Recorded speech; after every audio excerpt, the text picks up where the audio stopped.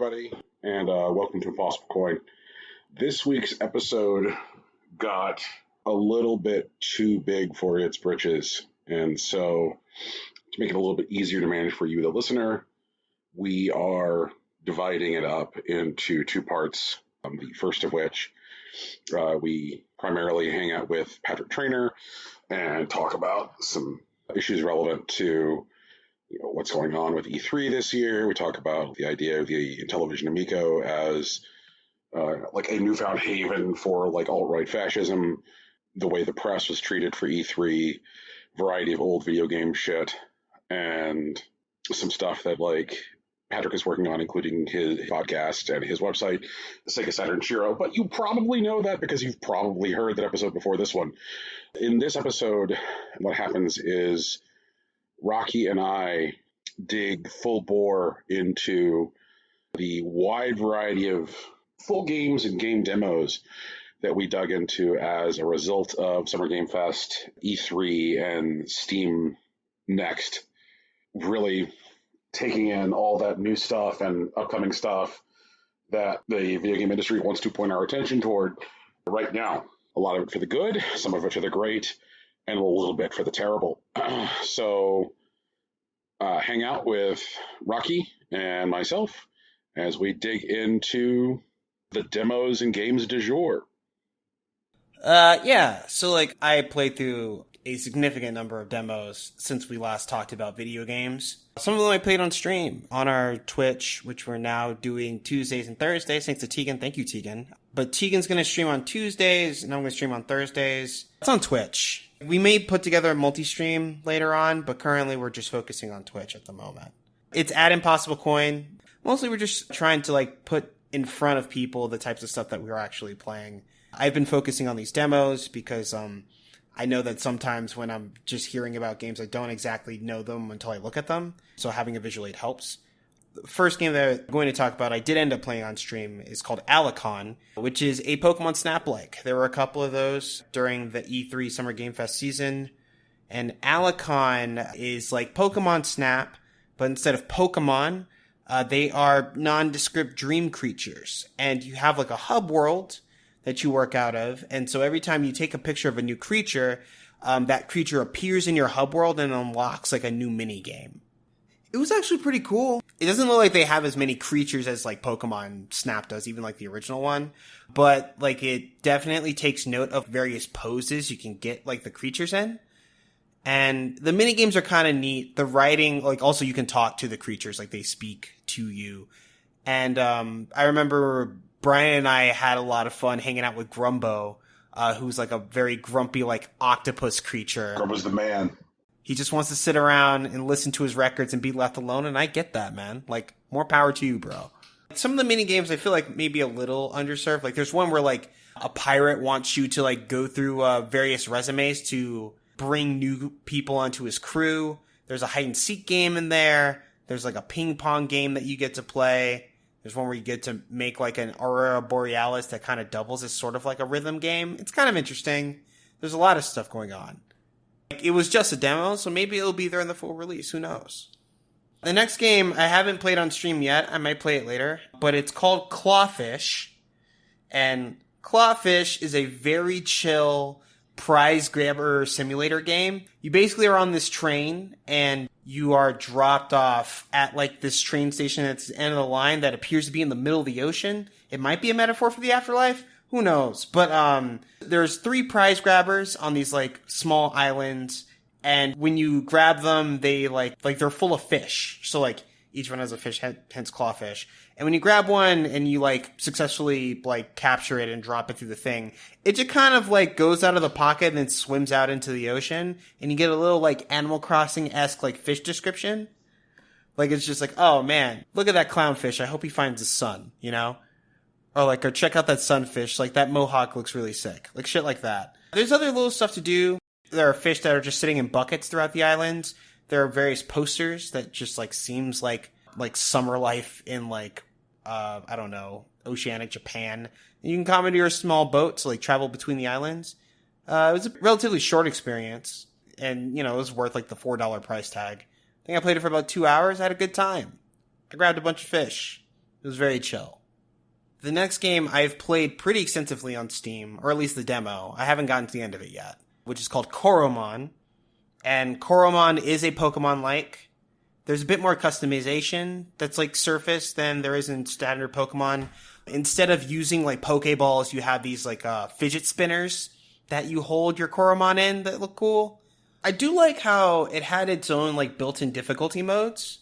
There's like definitely the normal mode, which is what you'd come to expect with like Pokemon, with like the, you know, the game specific like quirks. Like it, for example, this game uses stamina for like each individual Coromon as like a individual resource rather than like power points for like individual moves.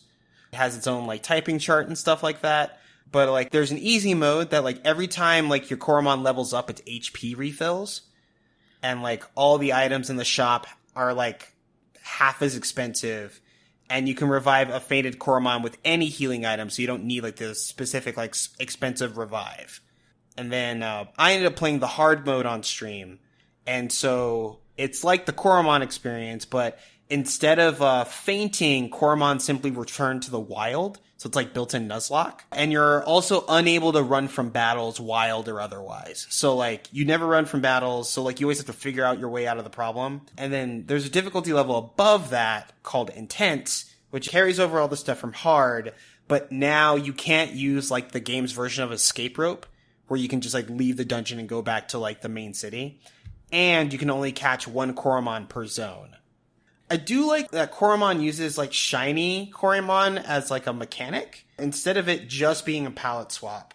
There are 3 different like flavors of shiny. Like there's a standard Coromon, which are called normal, and then there are potent and perfect Coromon. Each species has these 3 flavors. So like technically there's 2 shinies per like creature. There's a mechanic in the game, potential, where when you gain a certain amount of experience independent of like leveling, you also get to apply like 3 points of stats to your stats in general. And so depending on what level of potential your individual Coromon has, changes how often your potential is realized, and you get to add those points. So it does one of those things which people seem to assume early on with shiny Pokemon. Coromon with more potential, obviously stronger than like their normal counterparts. And I'm interested to see if like potential is what they use to like replace Pokemon systems of effort values and individual values like wholesale, because while they are becoming more and more like visible, they are still like a very like arcane and like distant mechanic from like the normal gameplay loop. And so I like how they've integrated into this. Also, the writing's a lot better because it's not necessarily made for kids. There are very like silly things that go on. Like there's a guy that we were playing, and there was a guy who like has a remote cabin in like the forest. And when I walk into his house and like talk to him, he gets upset with me because I just broke into his house. And he like specifically has this like cabin to be like secluded and like away from people. So he challenges me to a Coromon battle. And so I beat his Coromon, and like his like losing text is, "Why can't I grieve in peace?" And like that fucked me up. Like I was just like, damn, I ran up into his house. He doesn't want me to be here. And then he tried to beat me in Coromon, but I beat him. And now he's just like, why can't I grieve in peace? And like apparently that's supposed to lead to like a quest line where you go to a specific place to capture a Coromon that's the same species of one that he lost that he's currently grieving. But like that's not in the demo because I can't even get to that city. So also the main character talks like in various scenes, which is like different from Pokemon's. They're just people like talking to you, like the Link syndrome.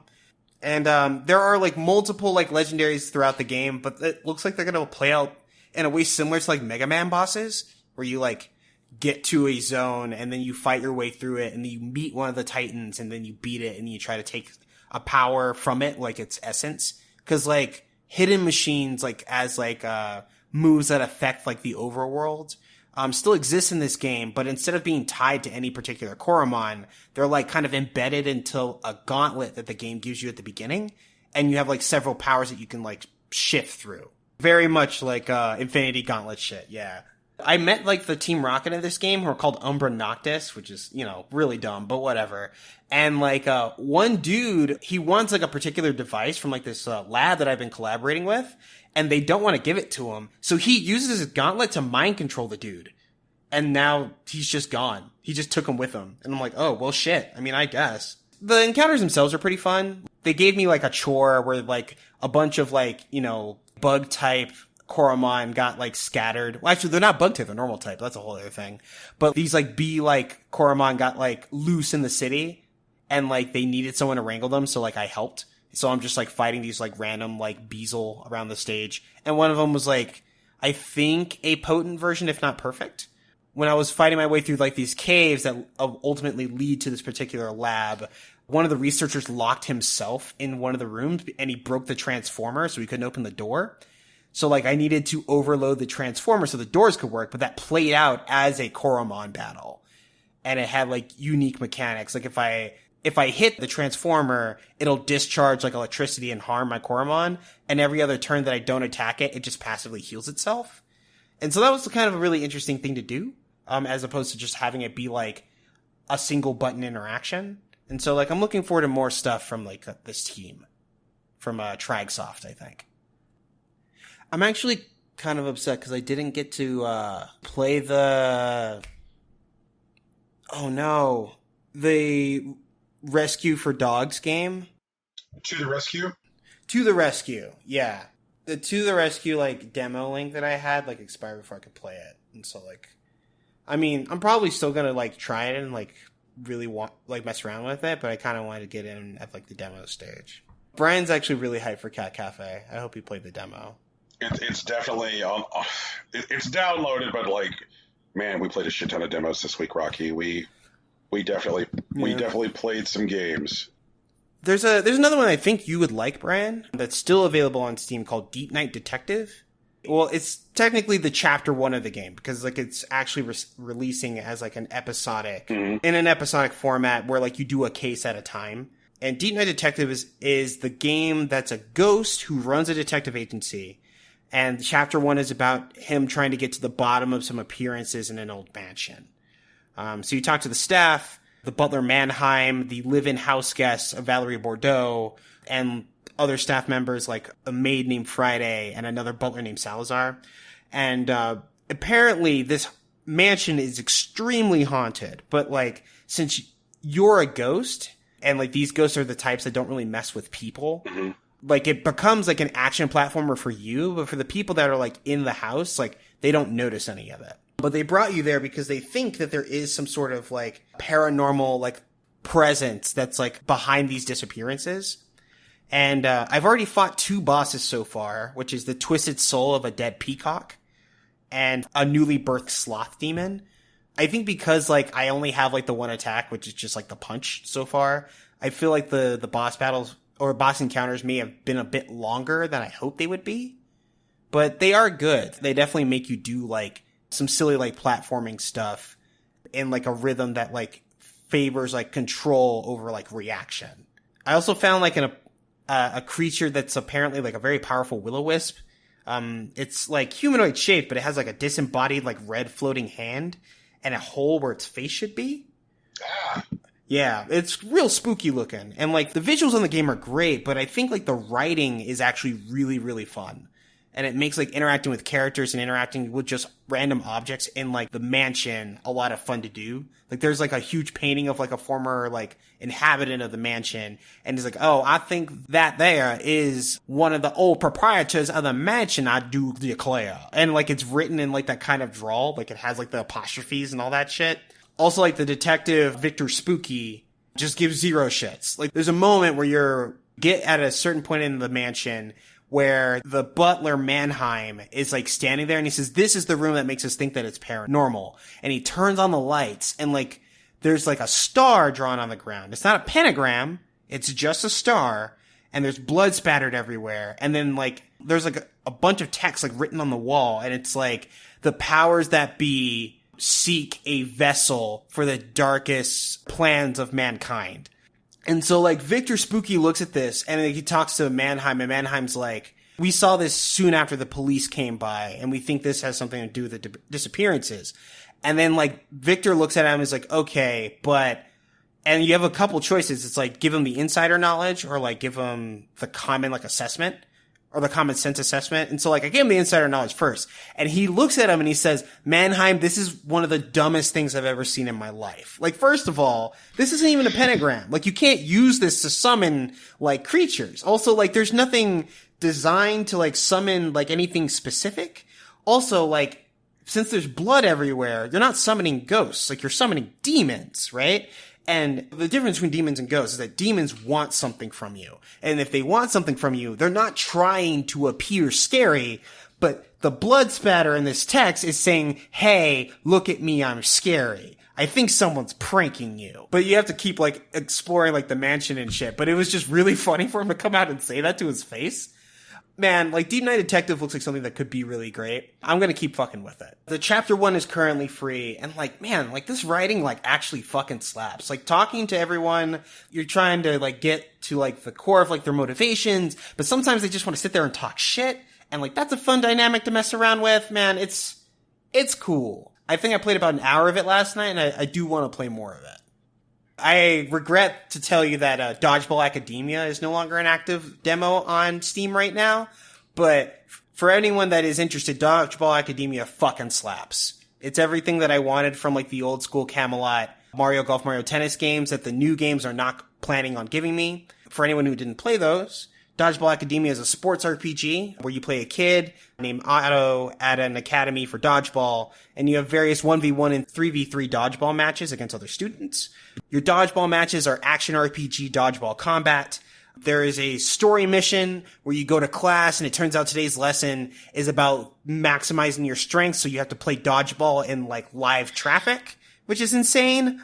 The visuals themselves are absolutely brimming with color. The character designs remind me a lot of like the best parts of OKKO, if you saw that show. I really liked kind of like combat dodgeball game thing.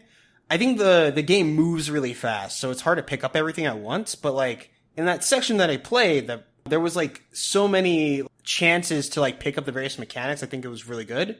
You do have to run up and grab the ball yourself, but you can also like just play defensively and catch the ball. And like in 3v3, characters kind of move together as a group, like in a V formation. You can catch on reaction, but like some characters actually have a parry where they'll just like shoot the ball immediately right back. And you can always like throw like a straight shot, or you can charge, and the charge like changes the ball's flight path, very much like charge shots did in say like Windjammers. Like you have like a loop-to-loop throw, there's like a curve throw, and I think there's like a angled like bouncing throw. And as long as like all three of your characters aren't actually like out, your teammates that are out get relocated to like the perimeter of the area. So you can also, in addition to like throw at your opponents, you can also pass to a teammate that's like behind or like flanking an opponent, and they can get a shot as well at like throwing at your target. Also, there's like supers in the game that are kind of like QTE minigames, which are kind of cool. There's a lot to love in like the gameplay experience, but like it's very different from like seeing it than say like having it in your hands. Sure. I also play Kraken Academy, which appears to be, I mean, it's an adventure game, and like the setting is like just like a school where things aren't quite right. Like, you know, a professor like fleeces you for like most of your money just before you can enter the premises. The school itself is surrounded by like an impenetrable forest, like followed by like a moat. Everyone is attractive. Like everyone's fucking hot in this game. And everyone is also on like the school's social media platform. Like if your high school had a Facebook, it's very much like that. You collect garbage to recycle for cash, and the school is absolutely covered in garbage, so cash isn't really an issue. Your older sister hates you, but, you know, most people that have older sisters, it's probably like a common experience. And, like, you don't get to move around a lot throughout the demo, but, like, you go to your, like, music class, and, like, it's very much in the way of, like, houses like Harry Potter or whatever. Like, there's, like, the art, like, area that most kids can't get into, and there's, like, music, there's sports. And I think there's it's either business or theater. I can't remember. But the writing's good. And like the end of the demo, you learn the main conceit of the game, which is that the school's going to be destroyed in 3 days. And the Kraken principle gives you an amulet that'll allow you to reset time and like maintain contact with the Kraken. So like it looks like the game is going to play more like a like Majora's Mask adventure game, which could be cool. I think I'd like to know more about it. You do have like an attack on the overworld, which you usually use to break things to get more garbage to trade in for cash. You do have a dorm room that, like, one of the first people you meet, like the broccoli girl, gives you a bed for. So it seems like you will be able to, like, decorate your bedroom in kind of like a base building fashion. But, like, it seems like a lot of the things that the game is teasing you about you can do, like, seems very, like, under the surface currently. The next game that I played is a very, very simple game. It's called Lifeslide. It is a paper plane simulator. You are a paper plane, and you are flying through environments, like, as fast as you can, essentially. And it's a very nice, like, low poly look. And, like, the start, like, at the very beginning of the demo is kind of rough. But, like, once you start moving, you start schmoving. Like, you are just soaring through the sky. You do got to keep up, like, a resource of, like, yellow diamonds or whatever, but they're plentiful. Like, if you run out of yellow diamonds, like, you'll just stop flying. And you got to try not to crash into stuff, which is relatively simple as long as, like, you know, you're not doing too much. And every time you fail, you have the opportunity to essentially, like, buy new, like, paper planes or, like, upgrade your planes, like, stats with, like, blue gems that you're able to grab. It's very cool. And I think it's, like, pretty zen, but there's this weird thing that it does where it, like, punctuates, I think it's, like, new zones. Like, I think these are actually, like, level indicators, but it's just, like, floating words in the sky, like, focused or mindfulness, you know? And, like, I could do without that. I think if it was, like, a bit more minimalist, I think it could actually capture, like, that energy a lot better. But, like, I feel like some of the things that it does are kind of jarring in a way that's not helpful. I got one of those, too. I look... For sure. I also played a game that Brian recommended, Mohism Battle of Words, which is a Chinese martial artist Phoenix Wright game. You arrive at a battle tournament, and you're trying to solve a murder. You, like, witness, like, most of it happen. Like, this man falls from, like, a very high, like, height, and, like, he dies instantly on impact. But there's, like, evidence that there was, like, an explosion on him, and so you gotta try to figure out what that's about.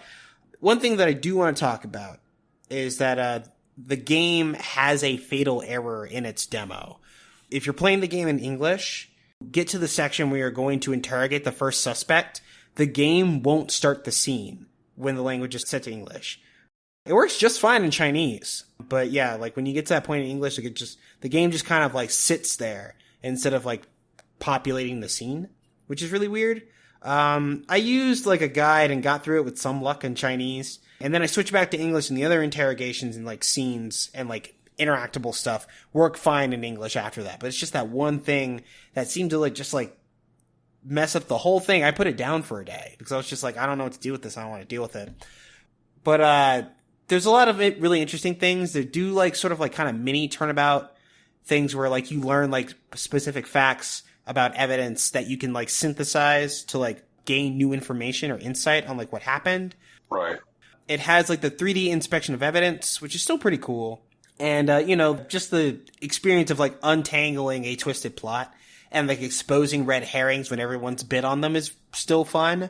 And the demo itself like ends on a good note where you learn something specific about how this man died, but it also widens the like list of suspects because it means that whoever killed this person essentially set a trap and they didn't need to be physically there when it happened. I hope that kind of error isn't a thing that like continues throughout their development. I hope like enough people have like brought it to their attention that they fix it because this could be a good video game. And I think there is more room for games in the style of Phoenix Wright where they have these kind of like dramatic whodunit like interrogation simulators. Those things are cool, and I think there should be more of them.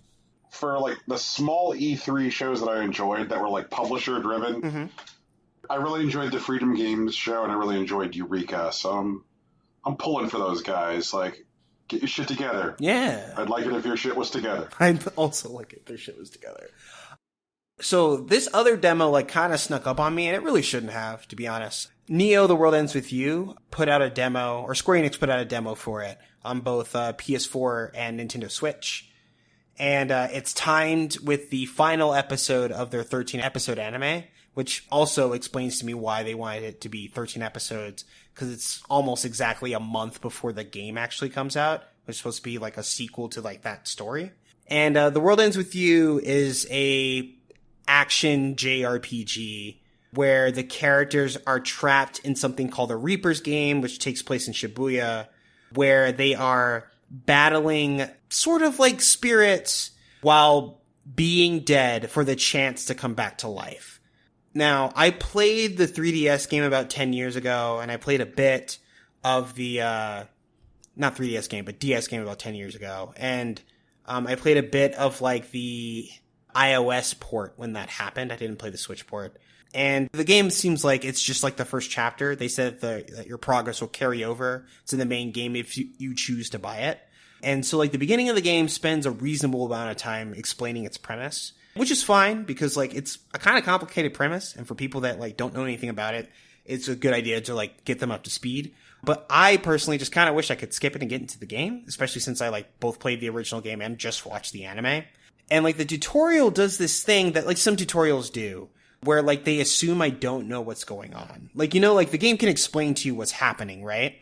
But if you already know what happens and you just do the things, the game doesn't like count it or like isn't aware of it or won't let you do it until they just told you about it. You know what I mean? Like this kind of gated tutorialization. Mm-hmm. So like when I do things in the game that I already know how to do, like when I scan for like noise, like the monsters that should already be in an area, or if I scan characters that I know have the information I need, or if I try to like chain multiple battles against noise, which is a mechanic that the game tried to tell me about an hour after I started doing it, or like deploy tactics in the game that the game clearly wants to teach me, I don't get credit for it until the game has a cutscene that makes it extremely obvious. Like there was one area in the game that was like especially egregious where I have to talk to this dude and he tells me I need to do a couple chain battles to prove that I'm ready to move through this area. But I already did the chain battles before I talked to him. And I couldn't do the chain battles again until I left the zone so I could repopulate the area with like more noise.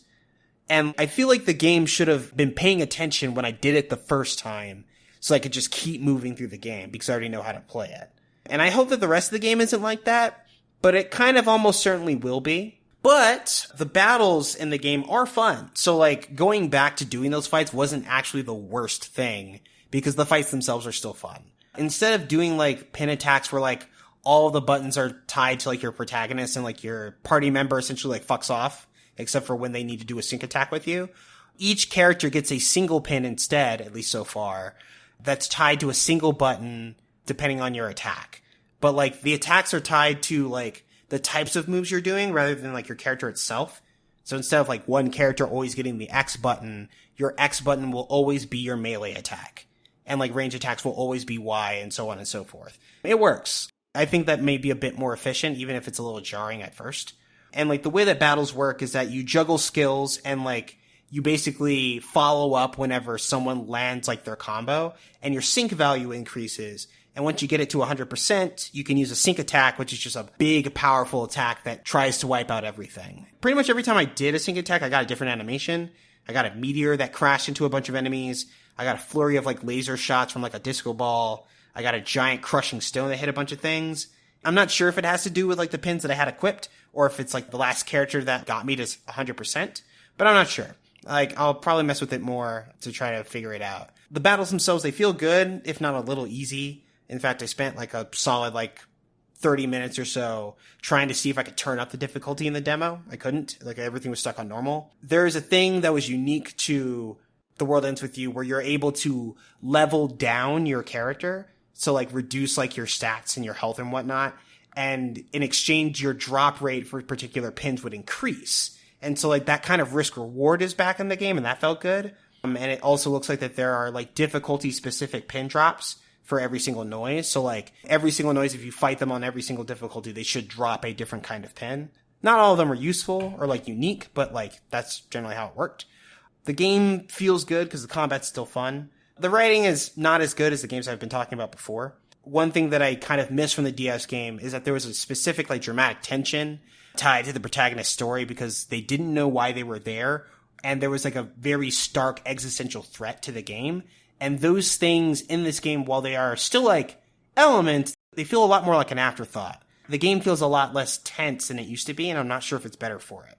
And there are some like return characters from like the original game in like weird spots. Like there was a major antagonist that was a part of the original game in the original story, but now he's back as an ally for like the new protagonist, albeit a tenuous one. Like he has his own motivations, and there isn't a lot to like signpost what happened to them after the events of the original game, but hopefully that shows up in the game later. But the characters themselves are a solid mix of like aloof and likable characters that are kind of edgy. And I agree that it is probably a good idea to change the tone of a game that only developed a cult following after 10 years of it, like not like exploding into what it could have been. But I hope it keeps some of the irreverence of the original game. But we'll see. Also, there was a really cool mini game in the original game called Tin Pin Slammer, which was like Beyblade, but like with the pins that you collected throughout the game. And that doesn't seem present in this, and I'd like to know where it is. Thank you very much. So this other game snuck up on me. So like the game is called Norco, and Norco won Tribeca Game Showcase's Game of the Show award, which was weird because I thought 12 Minutes had that in the bag. So I decided to sit down with its demo, and early on, it seemed really fucking pretentious. You know, like the text was somber and joyless. There were like interactions in the game that were simply strange for the sake of being strange. And at the very beginning, for the most part, it was all reading and like no interaction. I was thinking to myself, like, of course, Tribeca Game Showcase love this. It's a video game for people who love movies, so they don't do anything. And it is still very much a point and click adventure, but like the game is actually just like really fucking funny. There's a scene early on where you need to go to this corner store, and like nearby there's like a small film crew that's like filming like some boiled like cop show about like some bayou detectives. The director wants to talk to some yokel while like insulting you the entire time, and he's asking for like, you know, local specific idioms for like various things. He wants to know what the locals would call like a nefarious killer in the area. And so you have a couple of options, and like depending on how ridiculous it is, the game will have you play like a sort of Simon Says game to see if he believes you. And so like I convinced this director that in the bayou, a nefarious killer is actually called a crawfish devil. And I was also able to convince him when someone is killed, sometimes in the bayou, you'll say that he was taken out to sleep with the chickens. And he fucking ate that shit up. That was a lot of fun. And then when I try to go to the actual corner store, there's an angry middle-aged balding man who's trying to keep me from going in because he recently lost his job. His name is Troy. And Troy is trying to keep everyone from going inside the corner store until the company apologizes for firing him in the first place because he was just looking for the truth. And so there's a segment where you get to box against Troy in this weird kind of like turn-based combat thing that definitely takes from like Undertale's like battle system. And it's super weird, but it was really fun. And like there's another section where you go to the local bookstore, and like they apparently have like a bookstore cat.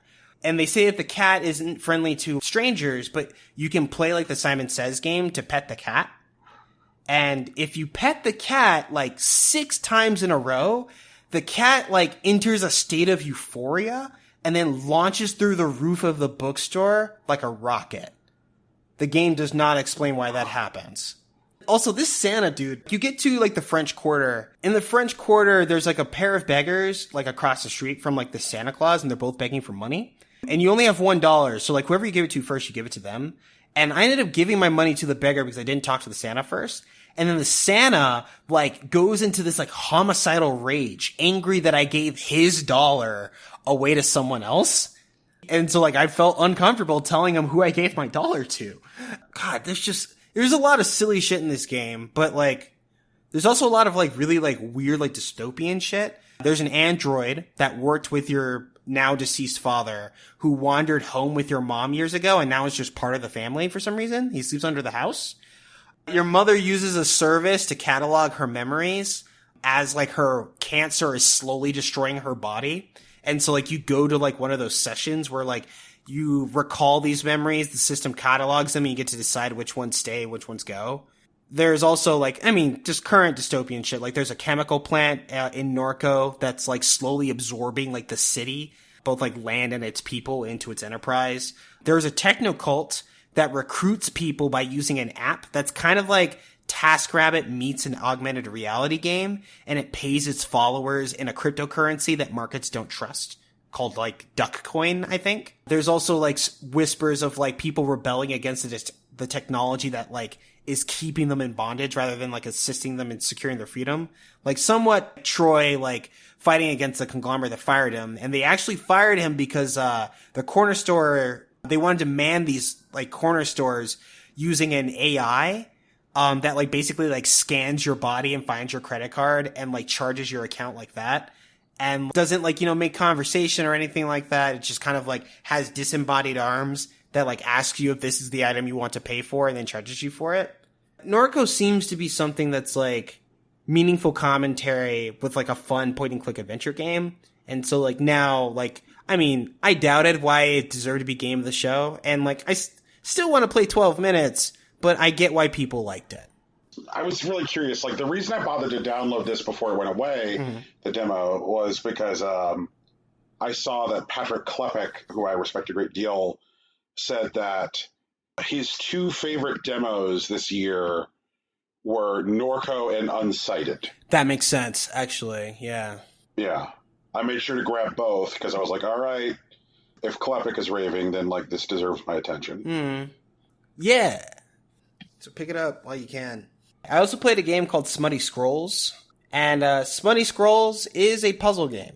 The basic shape of it, at least at the beginning, is a temporal puzzle. Like, you play on 3 sequential scenes as like a slime trying to get to some honey someplace.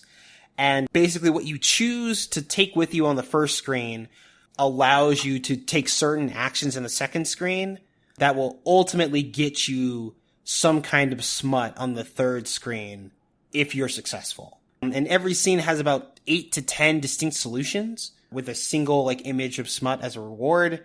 Later on, the puzzles get a bit more cerebral. There are more pieces to like move around and manipulate, and there are more like devious puzzles that are like built into the environment that you have to pull together. And they definitely want you to kind of funnel into more precise outcomes rather than just like getting whatever works. The puzzles are a little challenging, but, you know, not overly so. And, you know, the smut seems worth the effort involved. So it seems like a good little video game. I think its demo is still active on Steam, and the developer is running a Patreon where they're also like surfacing their updates. I know that the particular dev on this, they had a game last year which was, I guess, amongst circles that play these games, relatively well received, called Lockdown Lewd Up. Sure. Which has more of like a adventure game conceit, as much as you can have like a adventure game about someone being like stationary during lockdown. But the publisher, Tiny Hat, is like very much like positioning themselves to be like the Devolver Digital of like smut. So good for them. It's definitely a niche that they're forming here. Man, Cloud Meadow fucking slaps, but like that's a different conversation for another day. Yeah, speaking of other conversations, I'm going to try this again. After watching the Nintendo Direct and getting an actual date for Shin Megami Tensei 5, I went back and continued my save file on Shin Megami Tensei 4 Apocalypse. Once again, the press turn system is fucking cool. It's a really great system for RPGs. But unlike Shin Megami Tensei 4 Vanilla, Apocalypse adds a lot of like quality of life stuff that I think is really interesting. One is that like you have a party of NPC companions, and you can choose one as a partner that acts in battle with you. And at the end of each of your turns, your NPC companion acts. And actually, like every 7 turns, your whole party just like jumps your enemies. And like the 7 turn counter like carries over between battles. But your partners can do various things, like the initial companion can heal you at the end of every turn. Some of them can cast buffs and like use elemental attacks, and some of them can use like unique powerful attacks that like the protagonist doesn't really have access to. There's also like areas in the game that like work more like the kind of like the heart blocks in Paper Mario, where you can heal your party, although these charge you a nominal fee for them. And also there's like an app system. Well, like Shin Megami Tensei like usually works off of like an app where like you have demons in the world that you can control using like a device, and like you can use it through like an application. But in 4 Apocalypse, there are like various add-ons that you can purchase with like app points to like customize the game to your particular playstyle, which can do things like make you immune to certain status ailments, passively restore your HP and MP while you're walking around like areas, reduce the cost or increase the available levels of like summoned creatures. And it can also be used to make the game more difficult if you're into that. Also, Apocalypse is decidedly less edgy than like 4 Vanilla. The game is very much like your friends against the gods and demons of the world. And it's a lot less about like being in a difficult world and trying to find a way to live in it. In fact, Apocalypse is a lot more like, what if someone found a way to live in the difficult world and you showed up and fucked up everything? That's pretty much the narrative arc of like Apocalypse. But because of the nature of the game, that like you're being possessed by like a powerful like demigod, and you are literally unable to die unless you like want to stop playing the game. There are very little choices that you're able to make, let alone hard ones. But, you know, it's still a pretty good Shin Megami Tensei game. I'm still intimidated. Yeah, no, that makes sense. We'll get there. We'll get there, but sure. Still intimidated. I also played Terra Nil, which I thought initially was like a city building game, but like focused on terraforming, kind of like city skylines, stuff like that. Mm-hmm. But it's actually a terraforming puzzle game. The loop is very simple. You turn wasteland into beautiful wildlife, and then you leave. Steps involved include placing structures to remove impurities from the land, and grow plants and sprout rivers, and then you change the plains into a balance of unique biomes like forests, flowers, and like marshland. And then you clean up your equipment, and then you use the recyclable parts of your equipment to build your ship, and then you leave the map that you're on. The demo teases that your terraforming has beautified a single landmass on what seems to be a planet of wasteland. The game is very, very chill. Fuck with it if you can. It's on the list. Yeah. I think I also played a bit of like Terra Nil on stream before. Yeah. I also played Tracks of Thought on stream, and it's actually like a separate like highlight, I think, right now because of technical difficulties on my end. The idea is that you are on a train going someplace, and you're trying to travel to the front of the train by gathering information, completing quests, and navigating people's feelings in a card-based like battle game. The demo is that like you like help people like talk through their feelings by using these various like cards in a sort of like back and forth sort of fashion. One of the things that the game like initially like promised was that it's like an RPG that like customizes itself based on your choices. So like there are like various permutations of like interaction based on what you do. I've only played it through the one time though, and the demo is no longer currently available on stream. But I do know that there are some permutations, like at least for like who you end up battling initially at the beginning. I'm not sure what else changes. I need to do a bit more research to find out what kind of like breadth of experiences are actually available through this game. Mm-hmm. I really like the way that they actually like draw the bugs. I think it's pretty good. Yeah, the next thing was Unpacking, which I also played on stream, where you follow the life of a young woman through the various moves of her life. At the beginning of the game, or at least in the demo, you unpack this woman's childhood bedroom. And so you're like setting up her toys and like her books, her like art supplies and stuff like that. It's very like permissive. There isn't really like a necessarily like correct way to put most things. There are a couple of things that need to be in a particular way. Like the journal needs to be hidden from view and stuff like that. But outside of that, it's mostly fine. And then the next one was that you got to unpack her college apartment, which is 3 rooms, which is a kitchen, a bedroom, and a bathroom.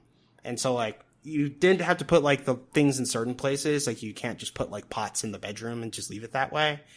And, like, you do need to put the panties in the drawer, which I didn't realize were panties at first, but, you know, whatever. Towels need to be on hooks. But basically, I've learned, while this game is very interesting, my friends do not trust me to help them arrange their things when they move. I am simply picking up and putting down boxes. I haven't, like, man, just was, the reason that I put off playing this one is just because you and Tegan have already spent time with it, and I was like, gosh, for this week where we're kind of, like, doing a drive-by of a bunch of stuff, like, it felt like I should, like, I was like, all right, you know what, I'm going to get a little bit more little bit more variety to our conversation. So I'll put this one off until next week, but I'm really looking forward to getting into this. Like, there's a series of books which I desperately love called Object Lessons. And the point of the series of books is each one is about a different physical thing that exists within our world, and what are all of the sociological, historic, and emotional implications of that thing. Like, what does that thing mean to us as a people? A great example is like their book on blankets talks about how like blankets are like wound up in ideas of comfort, but also like ideas of like first responders, like wrapping people in them, like, oh, okay, this building collapsed, here's a bunch of blankets, or the historical implications of blankets associated with like the genocide of First Nations people in the United States when they were moved to Oklahoma, like how blankets mean things. And Unpacking seems to be a game which really like hooks into the idea that things mean things, like that physical objects have meaning. And like that, that's my cocaine, Rocky. Like I'm really interested in this. Oh yeah, for sure. I think you're probably going to have to buy it at this point, because I don't think this demo is like available on Steam. I got the demo. I got the demo. Like I got in. I was just like, I'll put a play in it. So I have the demo. Well, I mean, like on Steam or like on Steam. That's what I mean. So like when I go to it on Steam now, it just has purchase instead of play. Oh, am I fucked? I think so. Maybe it's on itch, but I don't know for sure. Because it's different, like, with Steam, because it's like, I don't know. Maybe the file's still on your computer and there's a way to activate it, but I haven't looked into it at all. So, there's probably also that. Boo. Yeah. Next game on my list is Unsighted. And Unsighted, for people who don't know, is a cyberpunk top-down action game where you play as an amnesiac android, very much like a Reploid. You are escaping a lab after regaining consciousness. It's very cool. You have a sword and a gun, at least after a while. It reminded me a little bit of Crosscode in that way. You can also rescue a dog and it fights with you. The colors are very rich. The cutscenes look great. Apparently there are warrior lesbians, and that's cool. It seems that the devs have talked about a timer that will challenge you to complete the game within a time limit for story reasons. And for people that aren't into that, they also stated that there will be an explorer mode, sans timer, for people who don't want to worry about the timer at all.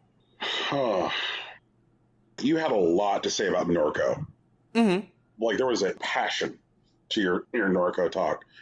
Unsighted, like, how fervent are you on this? Like, oh, I'm going to buy it. It seems great. Okay. All right. So they got you. Yeah. They made their case to you. Cool. All right. Then I guess that's another one which I'll get to figure out whether or not, like, the demo is a time bomb and no longer works, because I also downloaded that one. Nah, it's still live. I have Steam up in front of me. Okay, cool. The next one is a game that no one cares about except for me. Oh, wait, no, Rocky, Brian might care. God damn it. But, I know, I'm messing with you. Relax. Game is called Venice 2089. You play as a young woman named Nova, who's home from college. She's from Venice, and she lives in a houseboat at the top of an apartment complex in the year 2089. She has a hoverboard that you can glide around on while listening to the lo-fi soundtrack as you explore and reconnect with the city and its inhabitants. You can cruise around, you can ollie and grind. You can also, navigate the city, but turning corners, it feels a little rough. It could be smoother, I think. Hopefully that gets fixed. Yeah.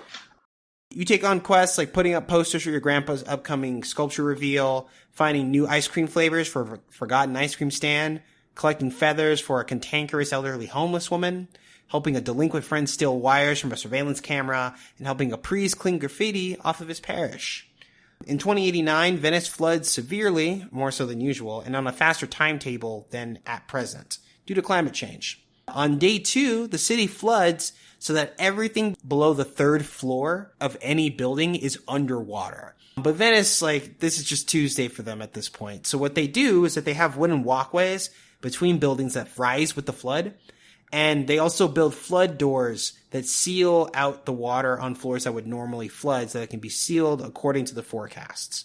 Otherwise, the city is in terrible shape. It is dilapidated, sparsely populated, and most people don't have a lot of hope for the future. But, what it does for the game, it gives you a really great, coming home to your shitty hometown feel, which is kind of cool. Have you touched this at all, Brian? Not yet. All right. Not yet. For the exact same reasons on some of these other titles, like a lot of the stuff that you got your hooks into are things that are on my priority list. Mm-hmm. That like I actively deprioritized in order to ensure that we would have a greater conversational variety. But like I'm way into what they seem to be having on offer here. Like, yeah, like I'm a little bit spooked by you saying some of that turning doesn't feel good. Yeah, it doesn't feel that great. Yeah, I don't know. We'll see. Still played it for an hour. Like, it's fine. Yeah, and like that's something that I think can be polished. Like, so right. I'm not super worried about it because it's more about like right. the scene transition when they're like rotating your camera to like continue moving across the stage. That's optimization that gets fixed over time. So whatever. Right. The last game that I have on my list. Wait, is it the last game I have on my list? Did I add something that I forgot to put here? Oh, I skipped Frog Fractions. Whatever. We'll talk about Frog Fractions some other day. Like, it's wild, but I knew it was going to be wild. And there's a lot of stuff going on, but I guess I wasn't wowed by it. But I haven't played the Hat DLC yet, so I gotta do that at some point. But the last game that I have is East 9, Monstrum Nox. It is an action RPG with a storied history that I've never played through before. The game itself runs beautifully. I had it run at 144 hertz. It's full of anime bullshit details. The game felt really easy. Like, I deleted most enemies before feeling like I needed to know anything about the buttons I was pressing. And I actually had to turn the difficulty up to Nightmare to feel any kind of resistance from the game at all. It also has some, like, interesting traversal possibilities. Like, I mean, you have a double jump. You can just run straight up walls, apparently. And there are, like, key points you can grapple to. Mm-hmm. The bosses are kind of neat mechanically, but, like, again, like, I'm not even sure if it's just the damage or if, like, hit stun or anything. Like, but they just kind of felt, like, quaint. And, like, by the time I turned up my difficulty enough, I ended up in a fight where, like, I ended up using the health potions that the game gave me. But, I don't know. It felt fine. Like, it wasn't really great or anything. But, yeah, that's those are all the things that I've been playing since the last time we talked about video games. I have been playing some video games. Mm-hmm. They are mostly different than the ones you've been playing. Sure. So, I kind of want to, like, try and group these together in categories that make sense. So I think the first thing I want to do is kind of, like, talk about games that made me angry for some reason or another. And the first one of those is Dark Deity. There has been some messaging back and forth in the Impossible Coin group chat in the last week about Dark Deity and how the issue with Dark Deity is that there has been like a lack of meaningful support for people experiencing crash issues with the game. And like crash issues with the game have been absolutely rampant. You go on Twitter and there's like people like, hey, this game keeps crashing. Hey, this game keeps crashing. Like, hey, I just tried to launch it and then it crashes. Like, crashes left and right. And they haven't like really responded much in the way of like direct feedback regarding these crashes. But they put out a statement after like a week where they're like, hey, everybody, like, we're sure glad that everything's going great. And the, like, a lot of the feedback, again, in the Steam discussion forums are like, no, everything is not going great. Like, this game still is crashing on me left and right. And, like, I hopped into the Discord for the game. And if you can get a member of the dev team to, like, actually respond to you in the Discord, then, like, what they'll end up saying is just, like, sort of be like, oh, I'm really frustrated. And, like, so often, like, the feedback that they have for people is, like, oh, like, do you have a computer which has a modern GPU that can run DirectX 11? And inevitably the person will say, yes. And then they'll just stop talking to them. They'll just stop responding. So what happens for me is I launch Dark Deity, and then as soon as I select the difficulty at which I want to play the game, it then crashes. That is my Dark Deity experience. Like, I would like to not request a refund for this on Steam, I really would. Like, I would like to play this game.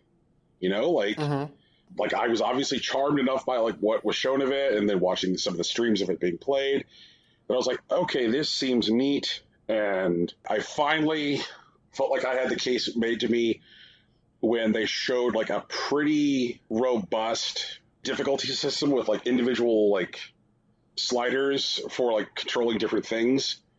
Like, okay, control the volume of like gold that gets dropped in battles. Like, so just like a gold drop, or where you like, you're still managing the leveling of your characters and none of the enemies are weaker, but you can just get more gold. You could scale how much of that you want from like 50% of normal all the way up to 200% of normal. Scale the levels of your characters when they first come to your party. There's a whole bunch of difficulty customization, and that seems attractive. The art seems attractive. Like, everything about like the way this game is made seems cool, and like all of the character designs seem cool, but like, what good is that, Rocky, if I can't fucking play the video game? Like, at this point, it's like a ticking clock, because I bought this, I guess, about a week ago, and like, you know, the way like Steam self-service refunds go, the time is running out for me to like just get my money back. What do you think? Get your money back. Just get my money back? Yep. And like maybe come back to them if they ever fix their video game? Right. Oh, yeah, like it's just incredibly disappointing. Like, I'm not super surprised. But once again, this game was made by a bunch of college kids who made this game instead of doing their work. And maybe if they paid a bit more attention to debugging, they might be better at this kind of stuff, but they're not. And like, they have a publisher behind them. That's definitely true. But like, unless they're actually like lending them like programmers to help them debug this type of shit, I'm not really sure that that is going to do a lot in this particular situation. You know, like, if not directly resources in terms of like manpower, if they were handing them money, then I would hope that what part of what that money was being spent on was like QA. If like Freedom's like, hey, we're publishing your game, then the team could be like, hey, we should probably do a more robust QA process. Like, something that really pissed me off with like the launch of this game was that, like, you know, like based on feedback from people during the first week, they're like, hey everyone, we've really heard you, ... There's a feature that we didn't plan for that we've now added to the game.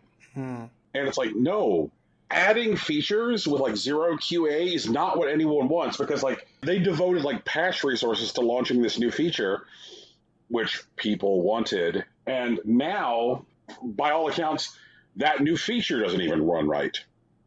So it's like, you have the game which is like crashing for hordes of players, and for the people who it wasn't crashing left and right for, now the new feature doesn't work right. So yeah, I think you're right, Rocky. I should just go ahead and get my money back. Right. So another game that I played that didn't sit right with me, that I did go ahead and get my money back on, was Sex with the Devil. Did you not get to have sex with the devil? You know, Rocky, I tapped out before Sex with the Devil was on deck. Okay. So the premise of this game is that you're somebody who dies while trying to suck their own dick. Sure. Because of course you are. And you do this after like leaving like shitty flame posts on what is obviously supposed to be Facebook. So you're like yelling at some woman online, and then you try and like suck your own dick and you die. I mean, that's as Zuckerberg would have wanted, honestly. Yeah. Then you go to hell, and you're forced to have these like terrible freshman philosophy class conversations with the devil. And the devil's like, yeah! And he's just like, don't you know they go bad? Let's just examine what makes people bad. And like, okay, fine. And so like I have these freshman philosophy class discussions with the devil. He's like, now enjoy my labyrinth. And so I go into a labyrinth, which is like this like really badly designed, poorly lit, clumsy maze. And like I come across in the badly lit, poorly designed, clumsy maze, a bald woman. Bald woman says some terrible shit I'm not going to repeat. Okay. Like really misogynist stuff, to which my character responds by punching her in the face, bending her over, and then, yeah. And I'm like, whoa, what the fuck, video game? This seems not great. Yeah, it doesn't sound like an enjoyable video game experience. Right. And then the game was like, okay, what if you just like straight bricked on this person? And I'm like, that is also not a thing I want. And then I encountered the devil again, and the devil's like, let's have some more like really reductive, pedantic conversations about the nature of evil.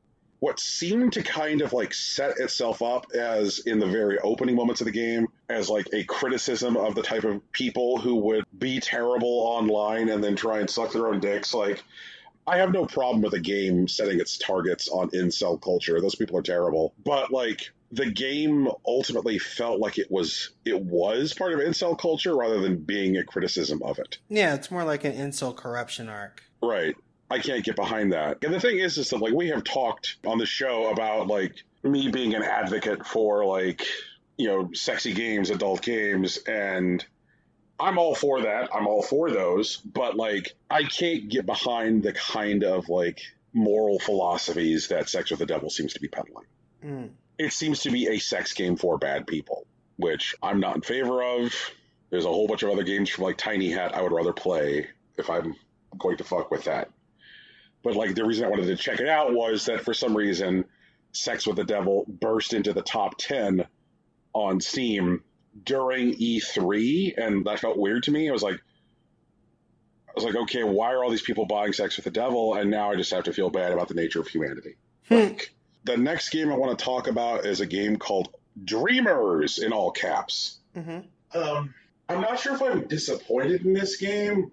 This game feels very much up its own ass. Sure. It's very much like this, like, you ever see that movie Her, starring Joaquin Phoenix?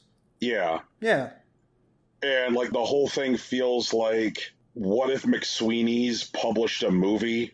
And there's like these scenes where like Joaquin Phoenix is, I guess, playing like shitty future video games, and you can't really determine what is the point of any of these shitty future video games. Like, okay, there's like a little like furry thing in a cave and it's got a foul mouth, and like, I don't know what this game is. So like Dreamers is this game which like is ostensibly like a adventure game, but like it just kept on like in the demo feeling like this like increasing like Shaggy Dog story, where like a drone crashes into your window and it's an invitation from your grandma to come eat some strawberry pie, but you don't know your grandma's address, and the note that was attached to the drone got shredded, so you have to go to the post office to get your grandma's address, but the post office is in the city on the mainland, so that means that you have to go to the mainland. And so in order to go to the mainland, you need to get a boat, but the guy who owns the boat won't take you to the mainland unless you repair his boat for him, which means you have to get some wood. And in order to get some wood, you have to talk to the guy who like works with lumber on the island, and he won't cut you up some planks unless you go find his 5 escaped pet chickadees. And then you discover that there's only 4 escaped pet chickadees, but there is a 5th bird, which is gray, and you could dip the gray bird in yellow watercolor paint and then deliver the 5 birds, and that'll work. And then after that, you have to give the wood to the guy, and the guy's like, well, now I'm a fisherman and I'm lazy, so why don't you just fish for me? Which means that first you have to find a fishing rod, but there is no fishing rod on the island. So you have to find a broom and turn the broom into a fishing rod. And then you got to find worms, but there's no worms, so you have to go in a cart. And this is all part of getting to the mainland to get your grandma's address. Mm-hmm. And like this exhaustive like Shaggy Dog quest takes something like 3 hours to complete. And part of the reason that it takes so long to complete is that like even when you're running at full tilt in this video game, the animation on your character is incredibly slow. Like it's like you're running through molasses. It's just like, I'm supposed to be running. How the fuck am I going so slow? And so even though like you might know exactly where you need to go and know exactly what you need to do, you're like, oh, I know where the kerosene is. Let me go get the kerosene. It just takes forever to get there because of how slow the game moves. But they're like, hey, well, maybe while you're going someplace very slowly, we can play this like fucking Americana music for you. Like, oh, banjo, banjo, banjo. And I'm like, ah. And like, the problem is that they're going for this like low poly look, but like it could be executed better. because there's so many points in the demo where I was playing that I'm having trouble figuring out where I should go next, not because I'm stupid, but because they've done such a bad job of distinguishing landmarks from each other on this landmass because of the low poly look. They don't know how to make landscapes look distinctive with the visual style they have selected, which feels like a bad look. Like, if you're going to go for a specific look, know how to execute on it so that way your players aren't just running around bored or frustrated because everything looks the same. The next game that kind of like rubbed my rhubarb the wrong way is a game which is in full release, and I'm going to put full release in air quotes here, which is a game called Larcenauts, which is a team-based hero shooter. Oh yeah, the Overwatch VR game. Yeah, the Overwatch VR game. So the game like first dumps you into like a training sequence, which feels very much like the original like training loop for Destiny all those years ago, where like bored Peter Dinklage taught you how to play Destiny. Only Larcenauts is like, today the part of bored Peter Dinklage will be played by bored Jane Lynch. And I'm like, okay. And I'm like, is that Jane Lynch? And I grab my phone. Like, sure enough, it is back actual bored Jane Lynch. And so actual bored Jane Lynch walks you through this like tutorial, which is like very, very much incredibly just like basic first-person shooter video gamey stuff. Use the left thumbstick to walk, like just like walking you through like, okay, here's a gun, here's how to shoot the gun. And of course there were like a few things which were like very VR specific, because like VR games are like very big on you like physically reloading your guns, like actually slamming a new clip into place, that kind of thing. And so like, okay. But then they proceed to not tell you anything whatsoever about what the actual structure of a Larcenauts match is, or that the game has multiple modes. Like, the game has more than one mode. So after you finish the tutorial, the training, where they don't actually teach you anything about the game modes, then they're like, okay, and they just dump you into a match. Now, even better, they're having so much trouble right now populating matches that they don't want you to wait until a new match is starting. They're populating matches right now with mixtures of players and bots. And if somebody's like, I want to join a match right now, and there isn't a match actively queuing, they'll just remove a bot from a match which is already underway and have you replace the bot. That's pretty funny. And so, like, I joined the match, and the match was already 2/3 of the way over, and someone started shouting at me, being like, "Oh, what are we gonna do? What?" And I was like, "Oh, good, mandatory voice comms." And now, like, someone's shouting at me, like, trying to like tell me about like objectives, like I even know anything about how this game is structured, because none of that information was included in the training material whatsoever. And I'm like, "Oh, this is horrible."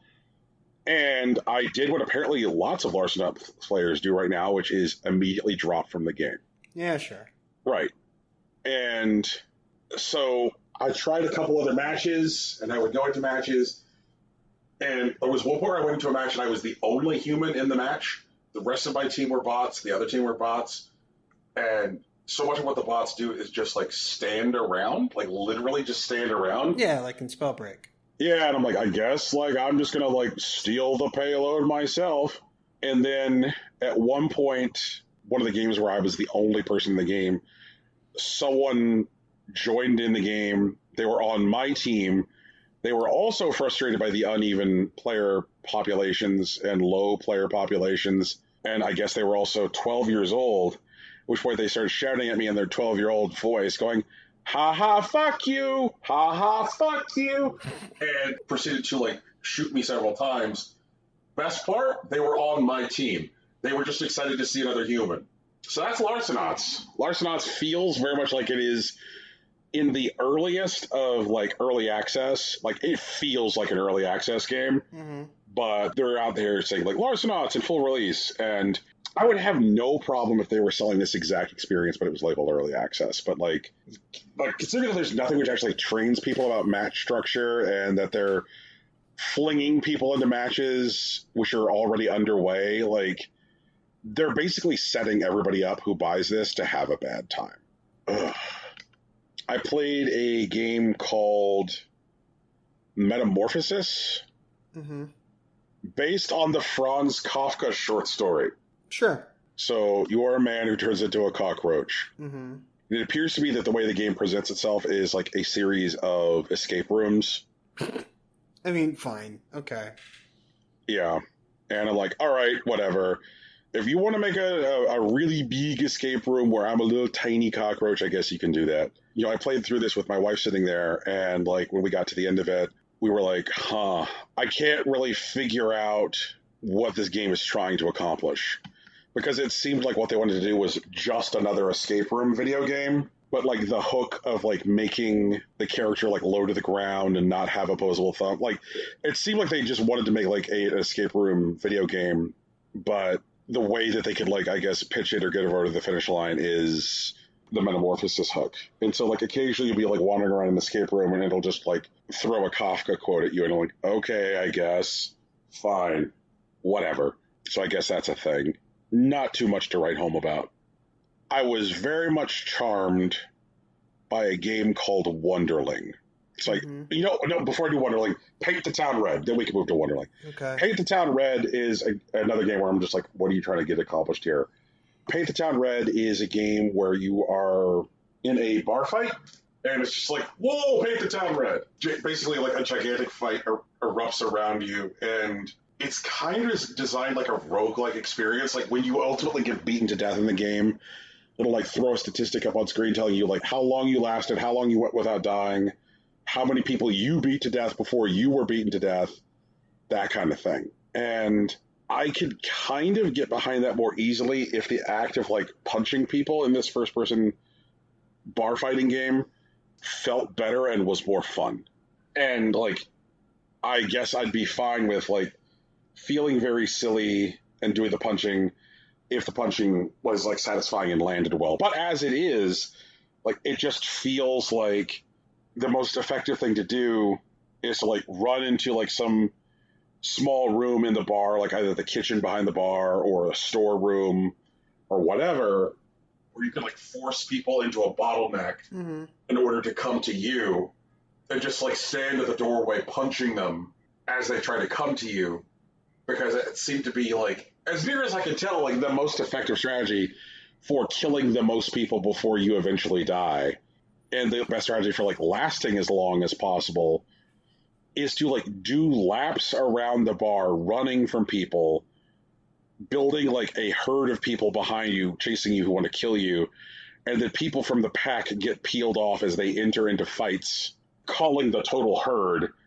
And so then after you run endless laps around the bar, then going into a little room and standing there and punching. And like, that just didn't feel fun. Part of like the appeal of like these kind of like arcade violence games, kind of like a Super Hot or something, is just like, it actually has to feel good to do the violence, right? Like that's the draw. It felt like with Paint the Town Red that I was just painting the town red by the numbers, that I was like, all right, what is the most efficient way to play your video game? And I feel like if I'm thinking about like what is the most efficient way to play your video game, then like something has fallen short. Yeah. Like I should be hunting for like either whatever you explicitly want to offer me or fun. And okay, so back to Wunderling. Wunderling is a game which is essentially like the story of a Goomba. Like in the beginning of the game, you start playing the game as like Carrot Man, who's like something of like kind of a dick. And you're playing Carrot Man, and he's very like controls like a conventional platforming character. You're running to the right, and you're jumping on like these little yellow Goomba style things. They're called Wunderlings. You're jumping on those, and then you eventually get to the end of a level, and you lower the flag Mario style, and you're like, I still got to go find the princess, and then you run off screen, but it doesn't track after Carrot Man. It doesn't end. Instead, the evil witch who has kidnapped the princess flies onto screen on her broomstick with a news crew following behind her, and she's like, fucking Carrot Man, that asshole, like proceeds to like talk about how Carrot Man ruins everything, how like she's just trying to like keep peace in the kingdom, how like the princess isn't really kidnapped, like just going on and on and on. And she's like, but the news reporter's like, well, how do you anticipate trying to get the people at home on your side and not Carrot Man's?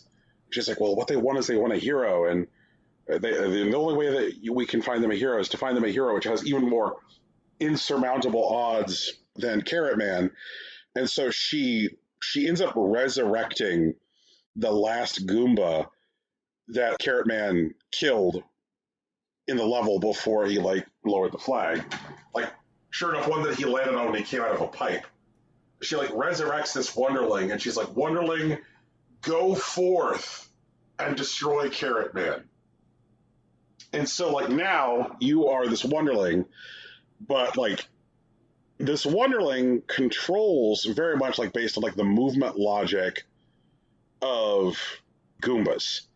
Traditional platforming protagonists, have agency over the direction that they can move, but your little Wunderling does like a Goomba does, which just like walks in one direction and doesn't change direction unless something impedes his path, like a wall.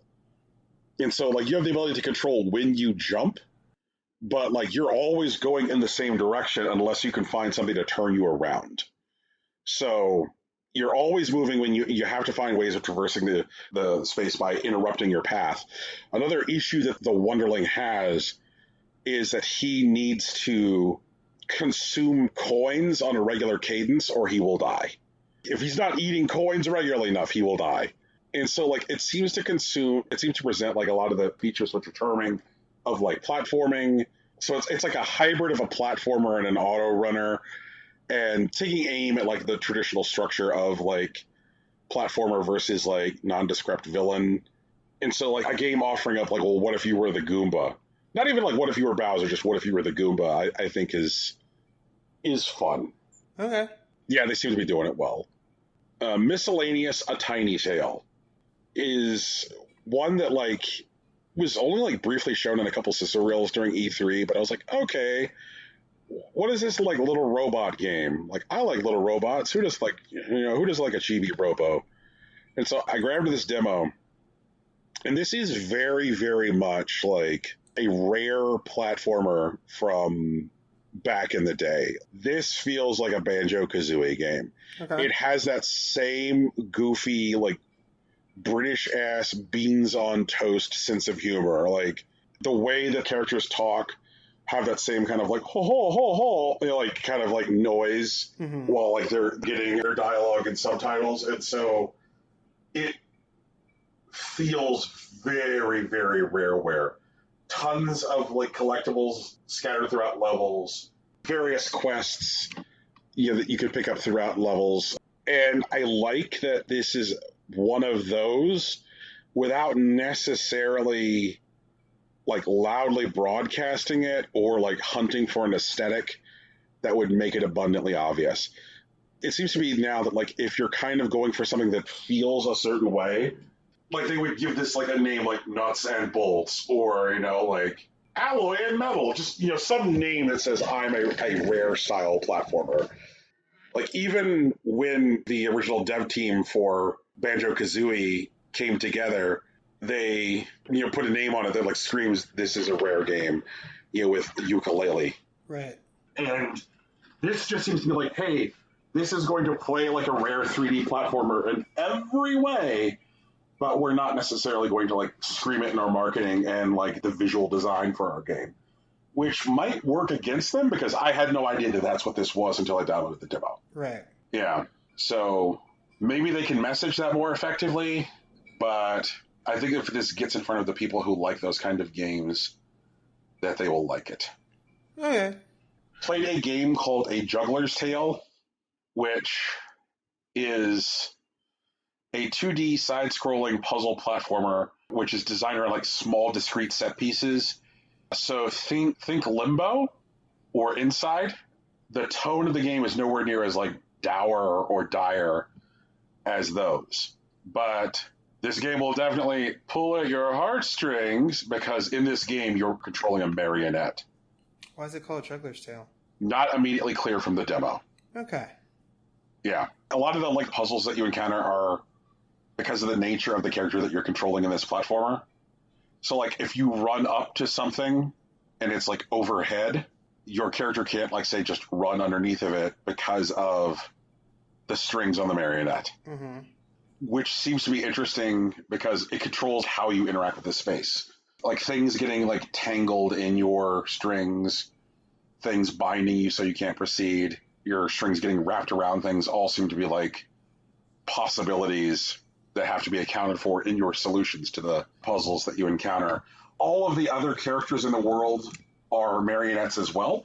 Mm-hmm. Like early on, there's like a puzzle about like distracting a bear by throwing apples at the circus. The bear is a marionette, etc. It has like a nice warm narration going on. So like as the story is unfolding, there's like a narrator who's like, and then she threw the apples, and you're like, oh, okay, cool. It seems cute, which I think probably sounds dismissive, but It sounds a bit like oh shit, what's the name of that game? The red girl, the glitter. oh fuck, Yeah, I know what you're talking about. Mm-hmm. Yeah, I think red's actually in the title, but I don't remember. It seems like that, but also, you know, less sad, more whimsical. yes, yeah. That was more like adventure gamey. This is more like straight platforming for most of the puzzling. Sure. Which is why I like did the pull for Limbo, comparing it like mechanically. Mm-hmm. Played Beasts of Maravilla Island, which came out. Something which like didn't come across in like the way this game was advertised. I really thought that this game was going to be a lot more open than it is. Like I thought that I was going to get like plopped on an island and like run around with my camera and just go, right? Sure. Is it on rails? Is it just Snap? It is not on rails, Mm-hmm. but it is sure linear AF. Okay. Yeah. You're running around like carefully curated guardrailed section of the jungle. You snap a picture of some like photosensitive plant, which will then grow because you used your flash. You could then climb the photosensitive plant, which then dumps you out in another like tightly controlled guardrailed area. I think that part of the reason that it's just not absolutely like lighting me on fire is within like the last several months, like within the last like 6 months, I played through and loved a game that came out in the last week of December on Apple and is now available on Switch as of like a month ago, which is Alba, a Wildlife Adventure, which is truly like this open world photography / like Outset Island style game. And it was kind of like everything I could want from like the photography plus wonder natural game. And Beast of Maravilla Island is doing that thing where like the more pictures you take, the more you're finding ways to, you know, connect and understand your recently deceased grandfather. And I'm like, it just, because the game is so like linear in its construction, whenever I get narration about Granddad, it just lets me know that I've like just hit some like benchmark of the game. I'm like, well, I guess I'm now 30% done as opposed to 20% done because she's talking about her granddad again. You know, and like that stuff's like harder to notice when like it's happening in like an open world space, even if it is an open world space. So like the stuff of which they think is like emotionally resonant just kind of like just lets me know that like I'm more done with the game. I would say if you're going to pick this up, like if you're interested in it, probably don't pick it up on Switch. Probably buy it on PC. And the reason for this was like I bought it on Switch because I was like, oh hey, this is available on Switch. And once I loaded it up on Switch, I got a chance to see that there is a decided difference in the visual quality of the Switch version and the PC version. The textures are less complex. The draw distance is much smaller. It is definitely like a muddier, uglier game on Switch. And for a game which is like trying to sell you on taking pictures of pretty things and like having an experience which is largely driven by the visual, you at least want to like be able to take full advantage of that. So like had I known that the Switch version was going to be that much more unattractive than the PC version, like if I was going to pick it up at all, I would likely have picked up the PC version instead. So that's Beast of Maravilla Island. Played a game called Blueberry, and I'm pretty sure from the demo, but I'm not entirely certain yet, that this is a game about a parent coming to terms with the accidental death of their child. But jury is still out. In these repeated sequences where like the mother wakes up and like runs into like check on her daughter to make sure her daughter is okay and sleeping in bed. And she's like, oh, it's, I just went and I checked on my kid 20 minutes ago, but I have to get up and run and check on them again. And I'm like, uh-huh. And then she encounters all these platforming sections when she's dreaming. And those platforming sections feature recurring motifs about the endangerment of a child, and there keeps on being rising water in these levels. And the beginning of the game opened with the mom giving her kid a bath. And I'm like, is this a game about a kid that fucking drowned in a tub? I'm like, how many tub drownings do I need in video games? What remains of Edith Finch? Pioneered and perfected video game kid tub drowning. Do we really need more tub drownings? Perfected is a strong word here. Okay, I'm sorry, I'm being goofy. But it seems to be a pretty satisfying, very, very floaty platformer. So if you like floaty protagonist, Blueberry's here for you. It's a very floaty jump.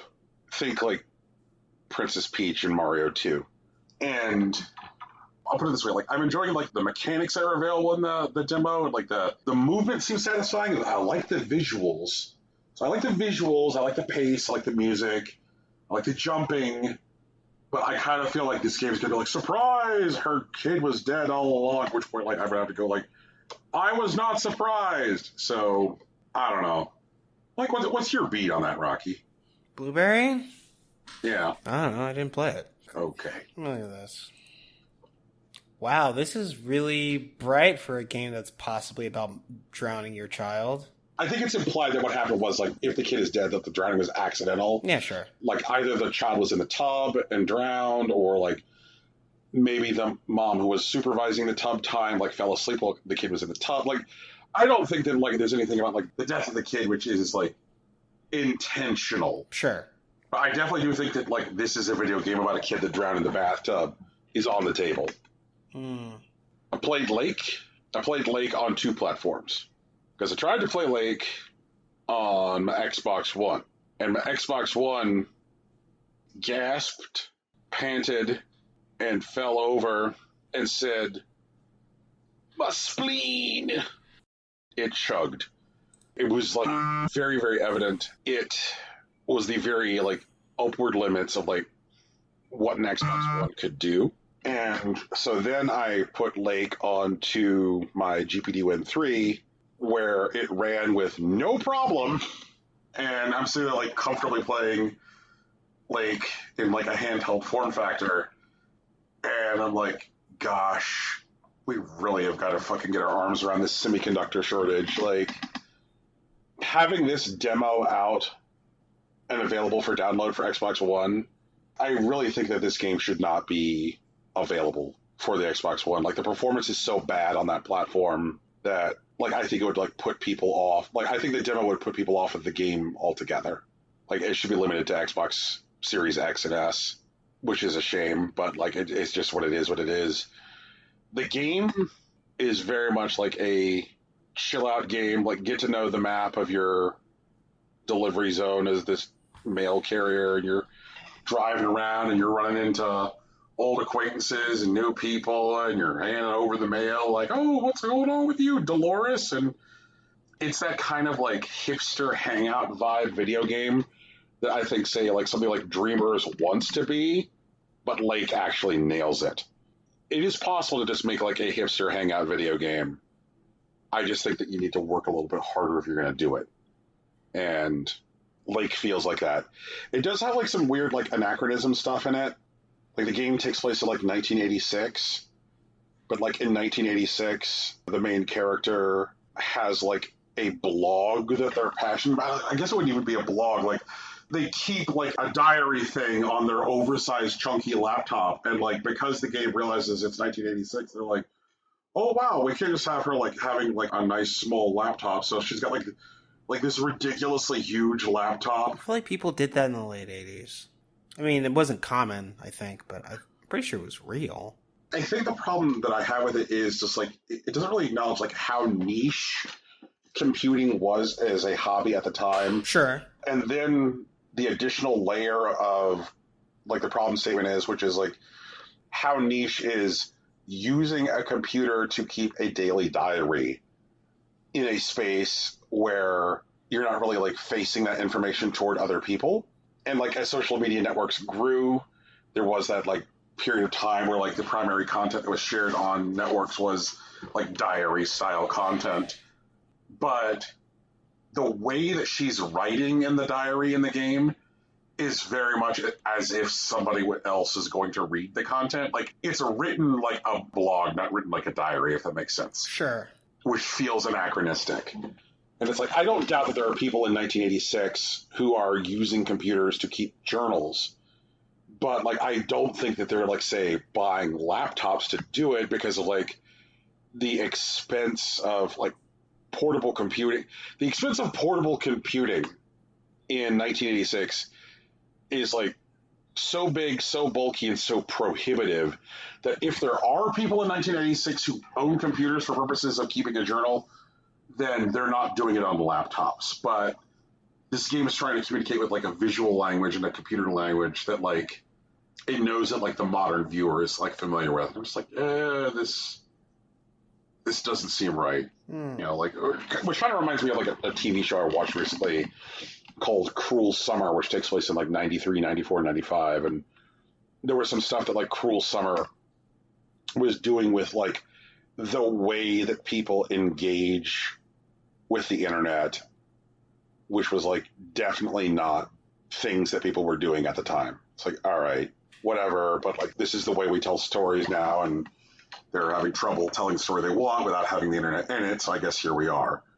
Like, I would say not have the internet in it, like the internet that we're currently familiar with. Sure. Like, so overall, I would say like Lake is like pretty fun if like you just want to like hang out and like if you like say like just play GTA and like get a cab as quickly as possible and do cab missions and don't murder anybody. If you're one of those people, then like Lake will be for you. Only you don't have to like go through the pretext of like killing anybody to start it. Like you're just like, all right, here's a chill out like checklisty game. And let's see here. I bought a game which came out during E3 called Minute of Islands. Minute of Islands is a very, very good video game. It reminds me a lot of a game that we just recently talked about on the show, which was The Longing, about like the little like critter, which is like waiting 400 days for like God to wake up. Okay. In Minute of Islands, you live at this like underground base where all of the technology is powered by like actual giants doing physical labor. So like giants turn this wheel, which like provides power to the base. Mm-hmm. But you discover that like all 4 of the giants are sick at once. And so you have to leave the base to like find things for the giants. And the art style of the game is definitely got that like 70s animated film vibe, like very much like a heavy metal where things are gross looking but beautiful at the same time. And it's very puzzle heavy. It's also a platformer. There was a time when like Ubisoft was like putting out games every couple of years from like smaller teams within the company where they're like, hey, we told 20 people that they didn't have to do nothing but make fucking like support for Assassin's Creed games. Here's what they came up with. And like this feels like one of those. Okay. And like that is absolutely meant as a compliment. Like those teams did stuff like Grow Up and Grow Home, which were very good games. And this has like that kind of like player language. I think that I can like recommend Minute of Islands like without equivocation. Dealing with these like slumbering giants definitely has like a sense of like the longing. The way the story is unfolding is like largely wordless. Pretty interesting. Played a game called Arietta of Spirits. This is one of those games where I think that like if Tegan... A Link to the Past, right? Yeah, it definitely shares a lot with like A Link to the Past. Like I think this is one of those games where like if Tegan were to give it the time of day that she would really enjoy it. It definitely has like a strong mechanical Zelda vibe, and like narratively like even feels like it has some of that going on as well. Like it starts out like very much in like this like modern setting where you're like a kid with your parents who are like coming to a cabin that like you used to vacation with your grandma in the summers, and this is the first time your family has come since grandma's died.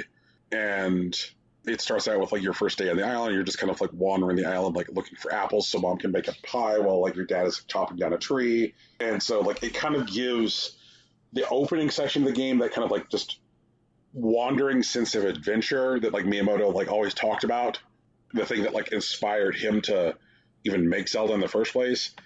But then like once you go to bed that first night in the game, like you then get like the call to adventure as the hero, and it's like, all right, like you are the chosen one, there's adventure afoot, and then like thrusts your character full on into that stuff. And so like it feels very much like a very good 2D Zelda game.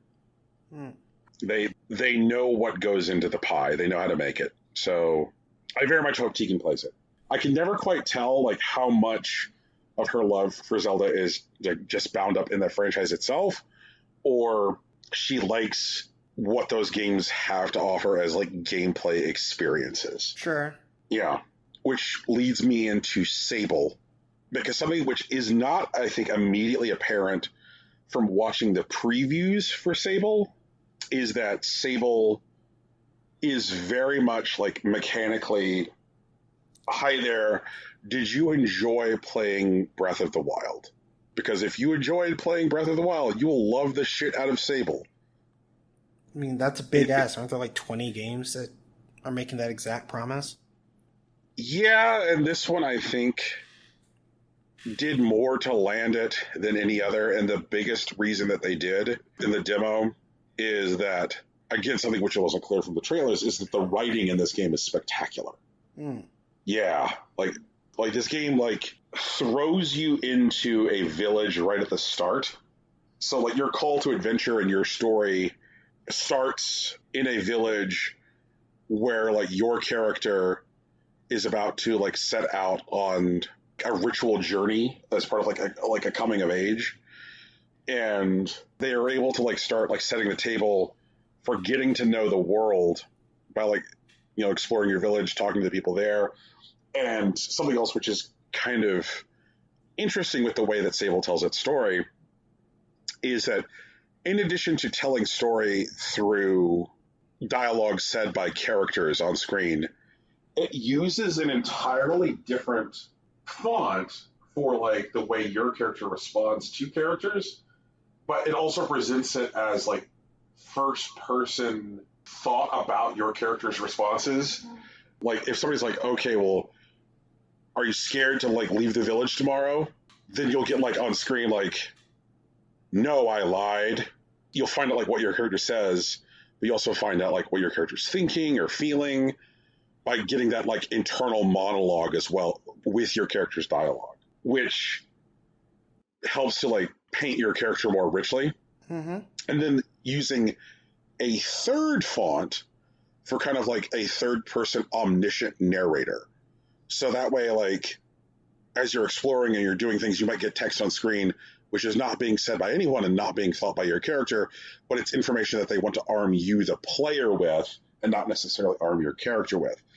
And I just thought that they found like a really interesting way of like signposting this in a game where they wanted to have like minimal voice. Because one thing I think that Breath of the Wild did very, very well was kind of like showing that like you don't necessarily have to have like a shit ton of voice acting in your big open empty world game, that like you could tell interesting stories without necessarily hiring voice actors for the few people that do populate your sparsely populated world. And like Sable seems to understand those lessons, that you don't need a bunch of VO for the few people in your big world, but they found like these like interesting ways of building those narratives and making those characters and making the story seem like more rich and more alive. I love the art style. Again, like another game that feels like very, very directly influenced by like 1970s adult animation. And I mean adult, just intended for grown-ups, not horse fucking or nothing. Sure. And so like it has a very, very strong look. It feels like something like lifted straight out of like the pages of Heavy Metal magazine. It's beautiful. It moves wonderfully. Everything feels good. Like if you remember where all the buttons live, in Breath of the Wild, you're GTG, but they definitely hooked me. Like, I can't wait to get into this for realsies, which I think is going to be in September. Yeah, that sounds right. Yeah. Played the demo for Unmetal, Mm-hmm. and this thing absolutely has my number. It is 100% a goofy Metal Gear parody. They do so many silly things. Like, as I was standing there punching a crate to find out if there was anything inside of it, like a power-up I could take with me, cutting to, like, a pixel-drawn cutscene because I was punching the crate, where a guy who's interrogating my character goes, "Why were you punching the crate?" And then my character's like, "I don't know. I thought maybe there might be something inside the crate." Like, I love that. It makes me, like, laugh my ass off. Like, creating, like, additional challenges, like, okay, you can't be within certain radiuses of characters if they sneeze, because your character will say Gesundheit and, like, alert everyone to his presence. Early on in the game, for reasons that are dumb and would take too long to explain, acquire a roll of toilet paper as an inventory item, but it is effectively a useless roll of toilet paper. Later on in the game, you discover that the way you save the game is to go into, like, restrooms and stand in front of a urinal. And so I went into a bathroom to save, but this was a bathroom that also had, like, 2 stalls and both doors were closed, and there was somebody in one of the stalls who was like, "Hey, buddy, there's no TP in here. Can you roll me a roll?" And so I rolled the roll from my inventory into his stall. Mm-hmm. He's like, "What the hell's wrong with all this toilet paper?" It's like someone was trying to write a note on it. I was like, "Is this a note written blood on toilet paper?" It's like, "I can't use this. I'm not using this." And he just keeps on going. I'm like, "All right, I guess at this point I'm just going to kick in the door to his stall and, like, beat him to death," which I then did. So then the game, like, breaks out to another, like, pixel cutscene where the guy interrogating him. He's like, "So let me get this straight. You gave a man a roll of useless toilet paper and then beat him to death." Then your character's like, "Yeah, that's exactly what I did." Like, and, like, I would never have encountered that unless I had chosen to do that. And Unmetal is very, very clear about, like, understanding what video game things are. What thing are you going to do in video games? And then trying to make those moments as funny as possible. It knows that you're going to, like, kick in the door to that stall and then beat that man to death. It knows that, like, if you throw a coin to distract someone, that you're going to make an effort to recover the coin. Like, it keeps track of all of that stuff. And it knows enough about, like, the goofy way that specifically, like, Hideo Kojima tells stories to, like, make jokes about that too. So if you want specific Kojima jokes and then very good general jokes about, like, stealth games and then jokes about the way, like, 8 and 16-bit games work, Unmetal has all those yucks and feels very satisfying too while it's happening. Let's see here. I played a game called Doki Ragnarok. Which I think was one that you mentioned, like, you weren't even aware existed until I mentioned it. Right. Yeah. So Doki Ragnarok is a dating sim where you, a Viking, who has sailed your long ship to England for purposes of, like, raiding and pillaging, now goes on a quest to date the villages that you are going to burn to the ground. And I don't mean the members of the villages or, like, one person in the village or the assembled people population of the village. You're dating, or you're attempting to date, literally the anthropomorphized version of the village. Like, it shows a collection of buildings, and, like, the collection of buildings will have, like, eyes on them, and they blush in conversation. And, like, basically you're trying to, like, convince the village, like, "Let me pillage you. Let me burn you to the ground. Come on, baby. Like, let me destroy everything of value and take all the grain that your people have." Just, it's so very goofy. And, like, it hangs this, like, Viking weirdness very much in, like, as much Japanese dating sim tropes as possible. And, like, if more video games can include the phrase "pillage me senpai," then we've done everything right. The world has succeeded. No, the video games were a mistake. Thanks for coming for the last episode of Impossible Coin, everyone. It's been a wild ride. Sorry I had to end like this. Rocky, what's wrong with "Pillage Me senpai"? Are you fucking kidding me, Brian? "Pillage Me senpai"? That's like the most That's the most, like, weeb incel bullshit I've heard in my life. Like, oh my god. I can't believe you said those words out loud. I did. I know, you've said it like 4 times now.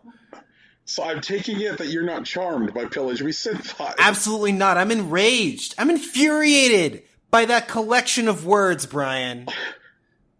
So you do not want to date the villages? I don't. It doesn't make any sense, and it's an awful idea. Like, what are you talking about?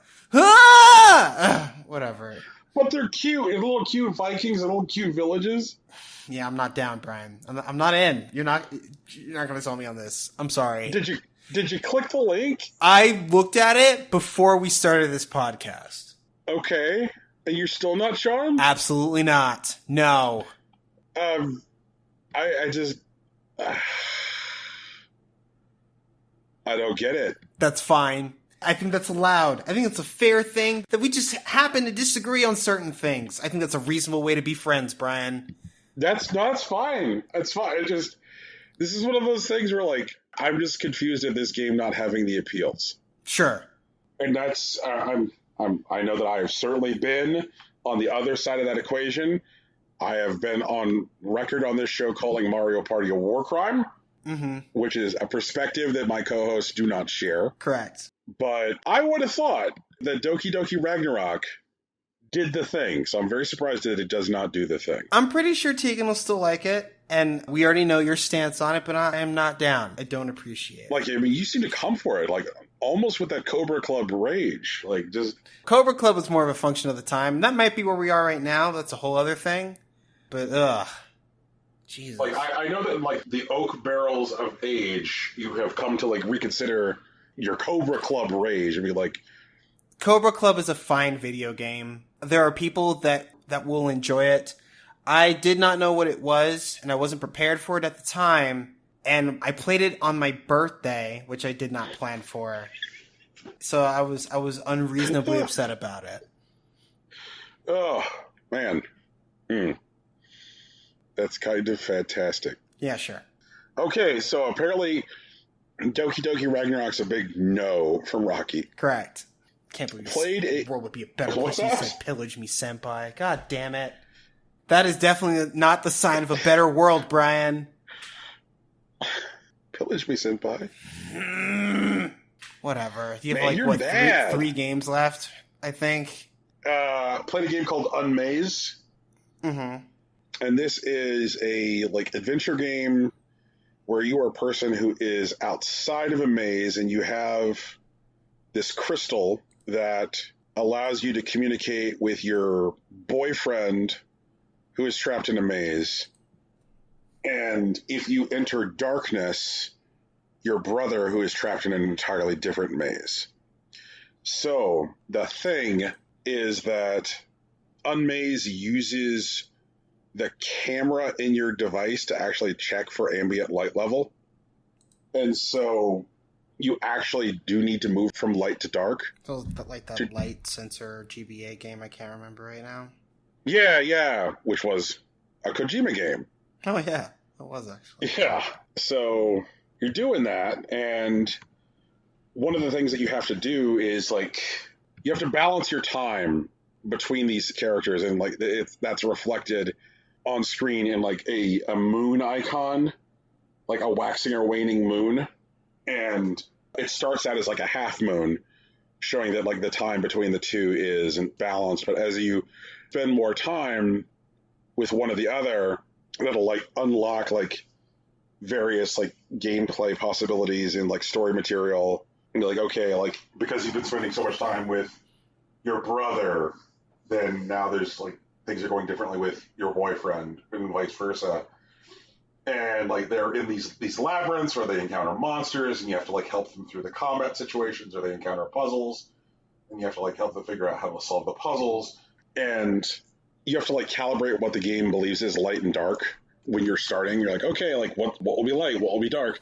And so, like, let's say one of them is in trouble, and you can, like, hear them shouting, like, help me, means that you have to, like, like, very, very quickly, like, get light or get darkness in order to, like, change who you're talking to. So, like, when I was starting in on Unmaze, I would, like, literally throw a blanket over my head. Just Sure. like, I got it. Yeah.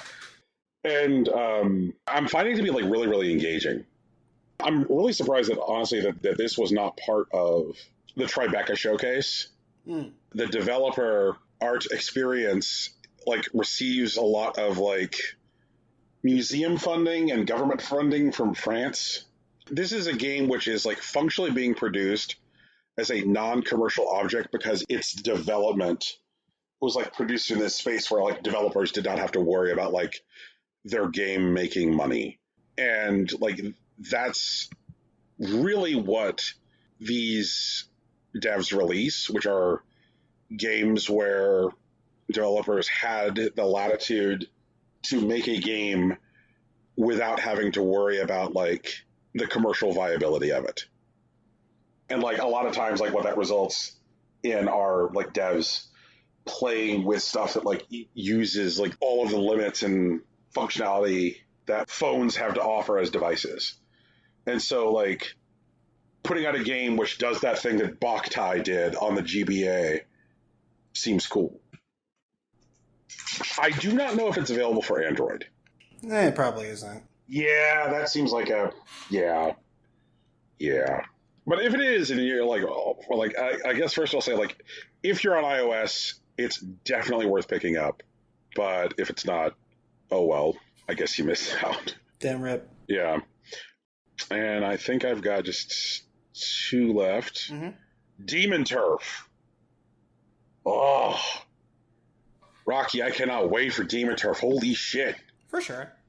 Yeah, like this feels so good. It just like something that like I know that long-time listeners of the show have heard me say is that like in a video game, like movement should be a joy. Like it should feel good to move in a game. And like I think about like how just wholly unpleasant it felt to move in like Dreamers, where I felt like I was like, you know, walking through peanut butter while on Quaaludes.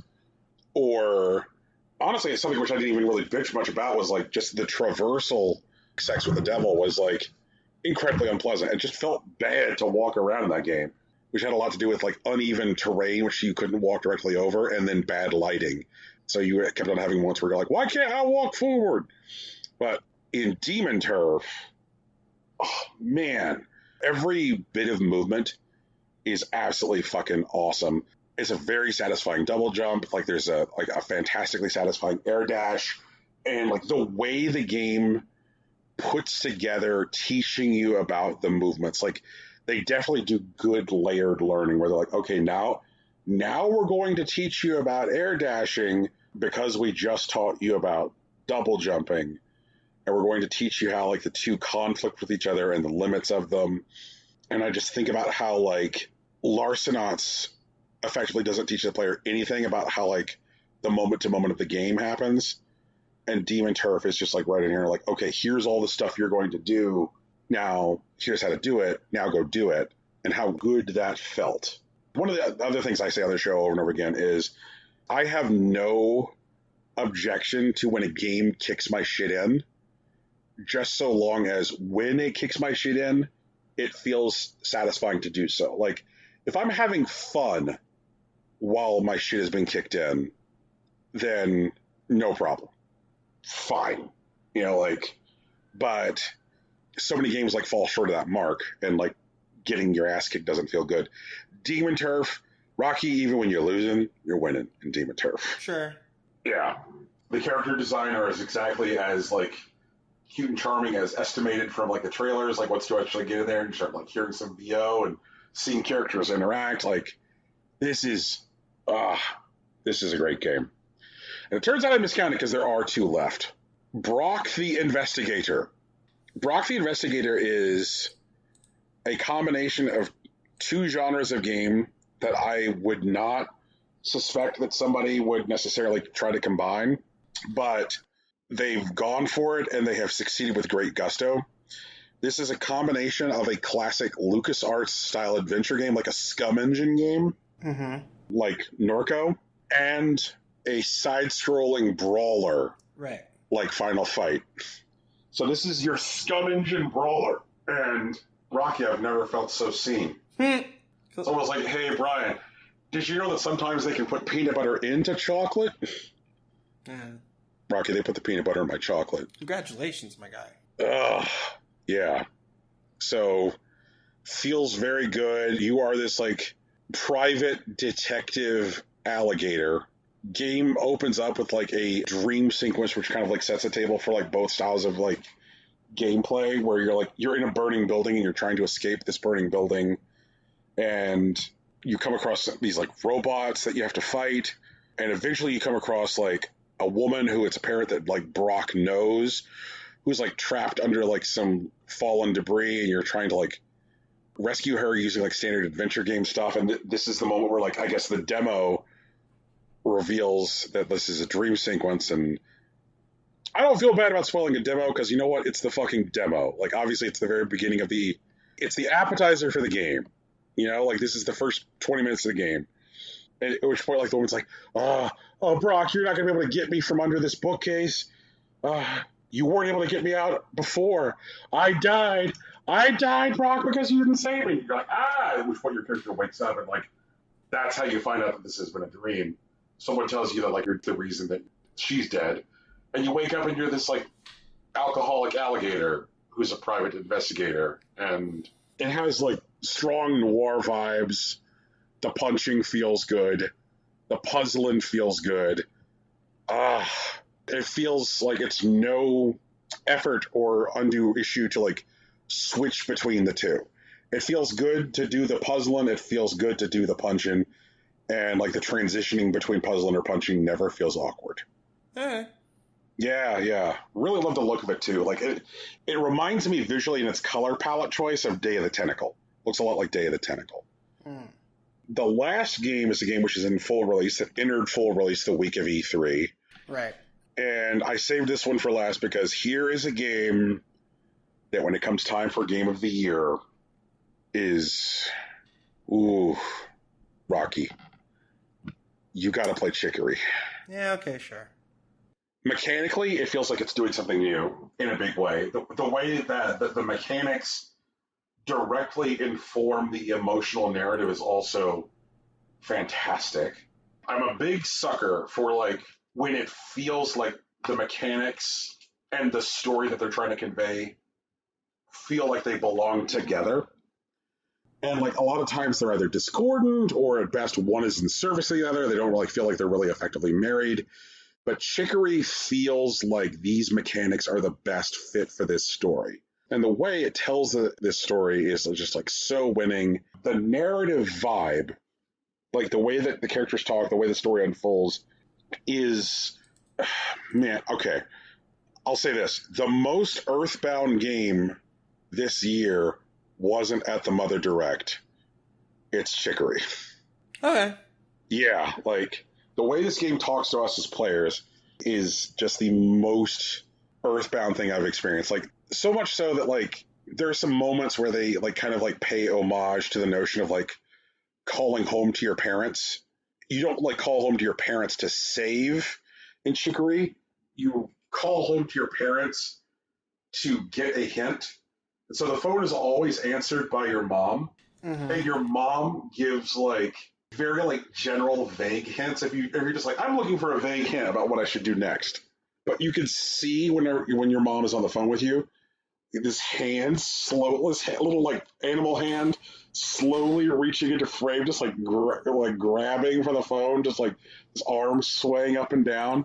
And your mom's like, sweetie, your dad would like to talk to you, but you know how your father is.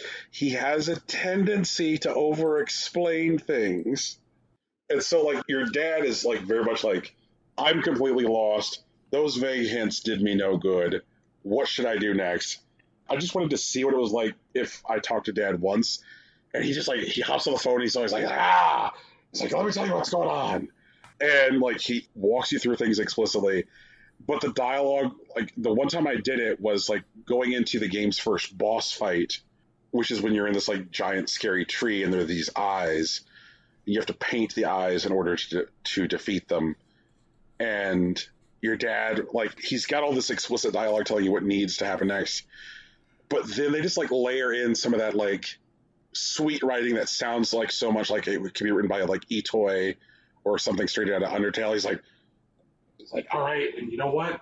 You're gonna have to walk into the darkness, and walking into the darkness is scary, but I love you and I'm proud of you, and I'll always be proud of you no matter how it turns out. And it's just like that line of dialogue is just married into like the really explicit, like, here's what to do next. Like they just put that in there. And it's just like, because it takes you off guard because of the context it's presented, you know?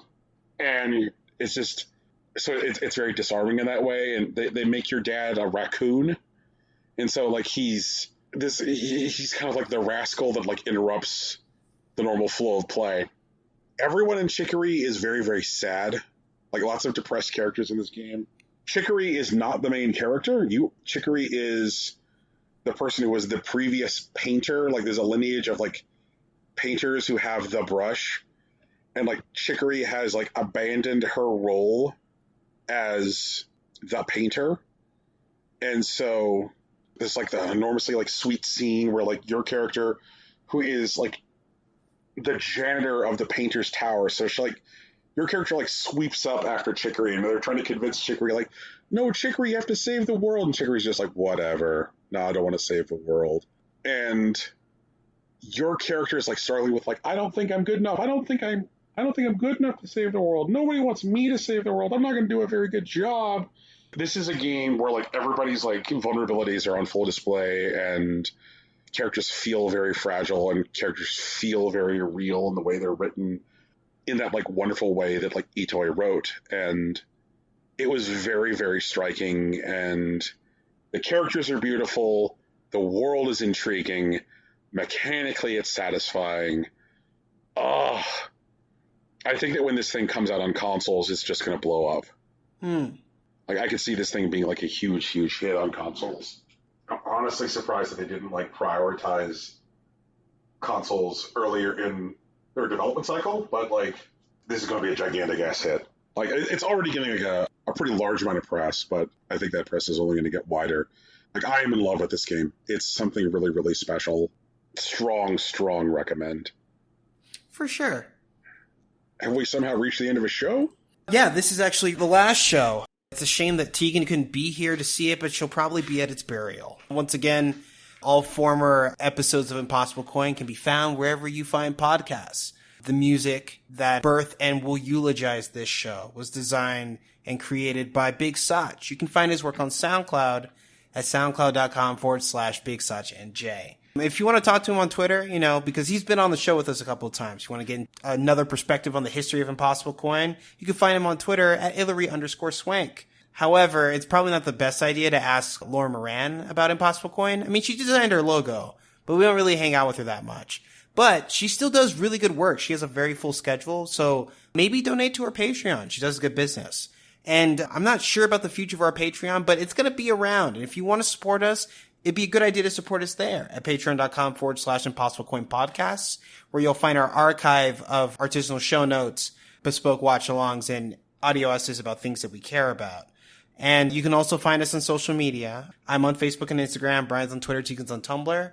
And it's all Impossible Coin. No dashes, underscores, anything weird like that. But yeah, that's us. That's the show. And I just want to take just a moment to thank our patrons. Oh, yeah, it's that week, huh? Yes, it is. Okay. Yeah. So, thank you to Big Sach, who, despite having already provided the music to this show, also sees fit to dig deep each month to help make this show go. Thank you to Oscar Garcia. Thank you to Tuan Castillo. Thank you to the Grandpappy of our show, Joe Spiro. And thank you to Sighard Albrecht, the premier waifuologist, Sig. Jesus. Got it in one. It helps having it written down in front of me, Rocky. Yeah. Well, thanks for hanging out. Peace. Later.